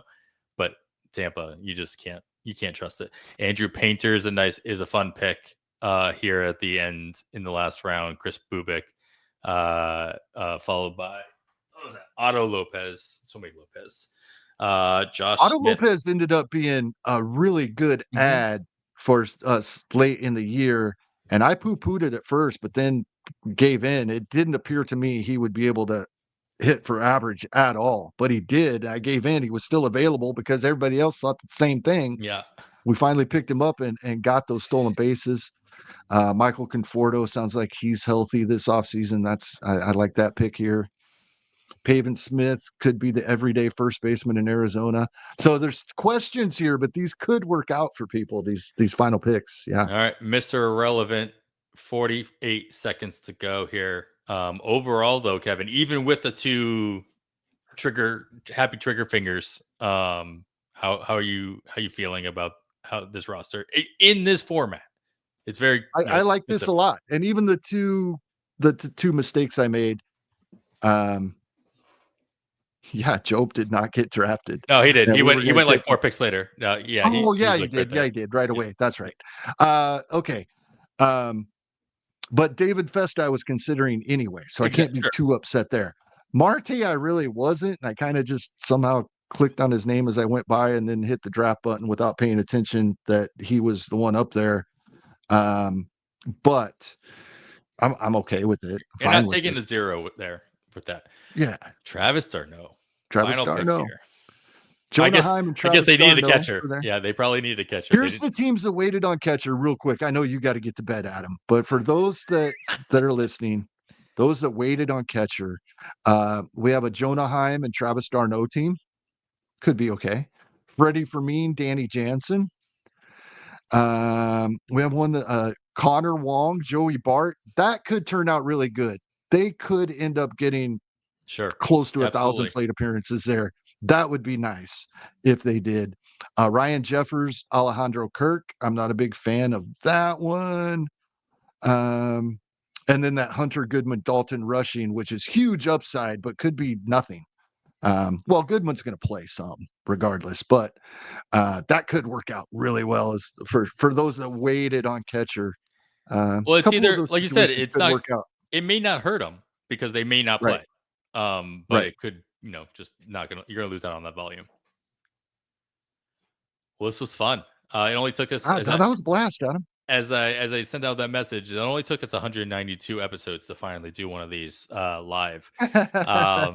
And yeah, and we're gonna stretch this out to the 2.5 hour mark here. But yeah, ton of fun.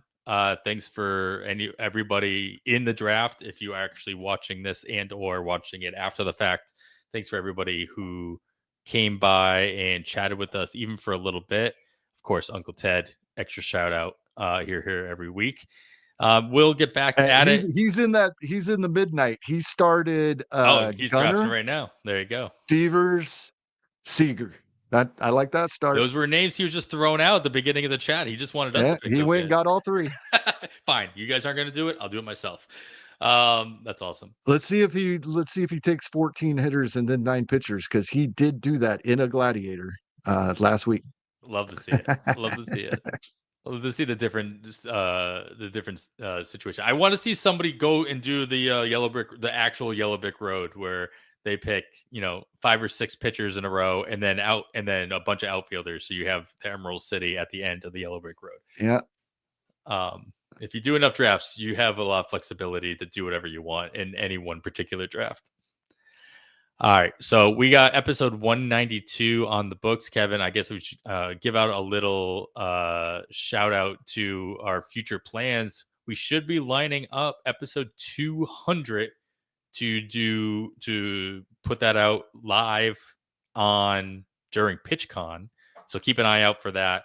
But we should be lining up to have a episode for you guys every single week throughout the off season and then into next season. So we'll be here for you. If there's any particular kind of topic that you guys want us to handle in the off season that maybe we haven't done in the past, or you're just interested in hearing a little bit more take, make sure you what is the verb for blue sky? I guess sky us. I don't know. Do they have a verb for that? I don't think so. Anyway, message us wherever you can message. The easiest place to message either one of us. It should be BS. That should be the term we use. Just BS us. Yes. Nobody will blame you. Or get into PL Plus and just Discord. Shoot just a DM in Discord. That's where most of my communication happens myself anyway. So, Kevin, this was a blast. Thank you so much for taking most of the reins and obviously doing all the work here on the clicking the buttons. Is there anything else that you want to leave us with before we sign off? I don't think so. That was fun. We talked and being on the end, we were able to talk about a lot of different things throughout the show. Yep. And in fact, ended up, I thought the draft would be a little shorter. I was wrong. It's my first live one. So I was remembering wrong from last season. So yeah, I think we talked about plenty. Love it. Jump in some drafts if you haven't been in one yet. I know some people, and Ryan Bloomfield in the chat earlier was one of them, was waiting till December. Here we are, December 6th, and I think he's on his 3rd. There you go. Once you pop, can't stop. Yeah, exactly. It's time. Let's go. All right. Well, that is going to conclude episode 192 of On the Wire. On behalf of Kevin Hasting, I am Adam Howe. Thanks for listening, and we bid you goodbye.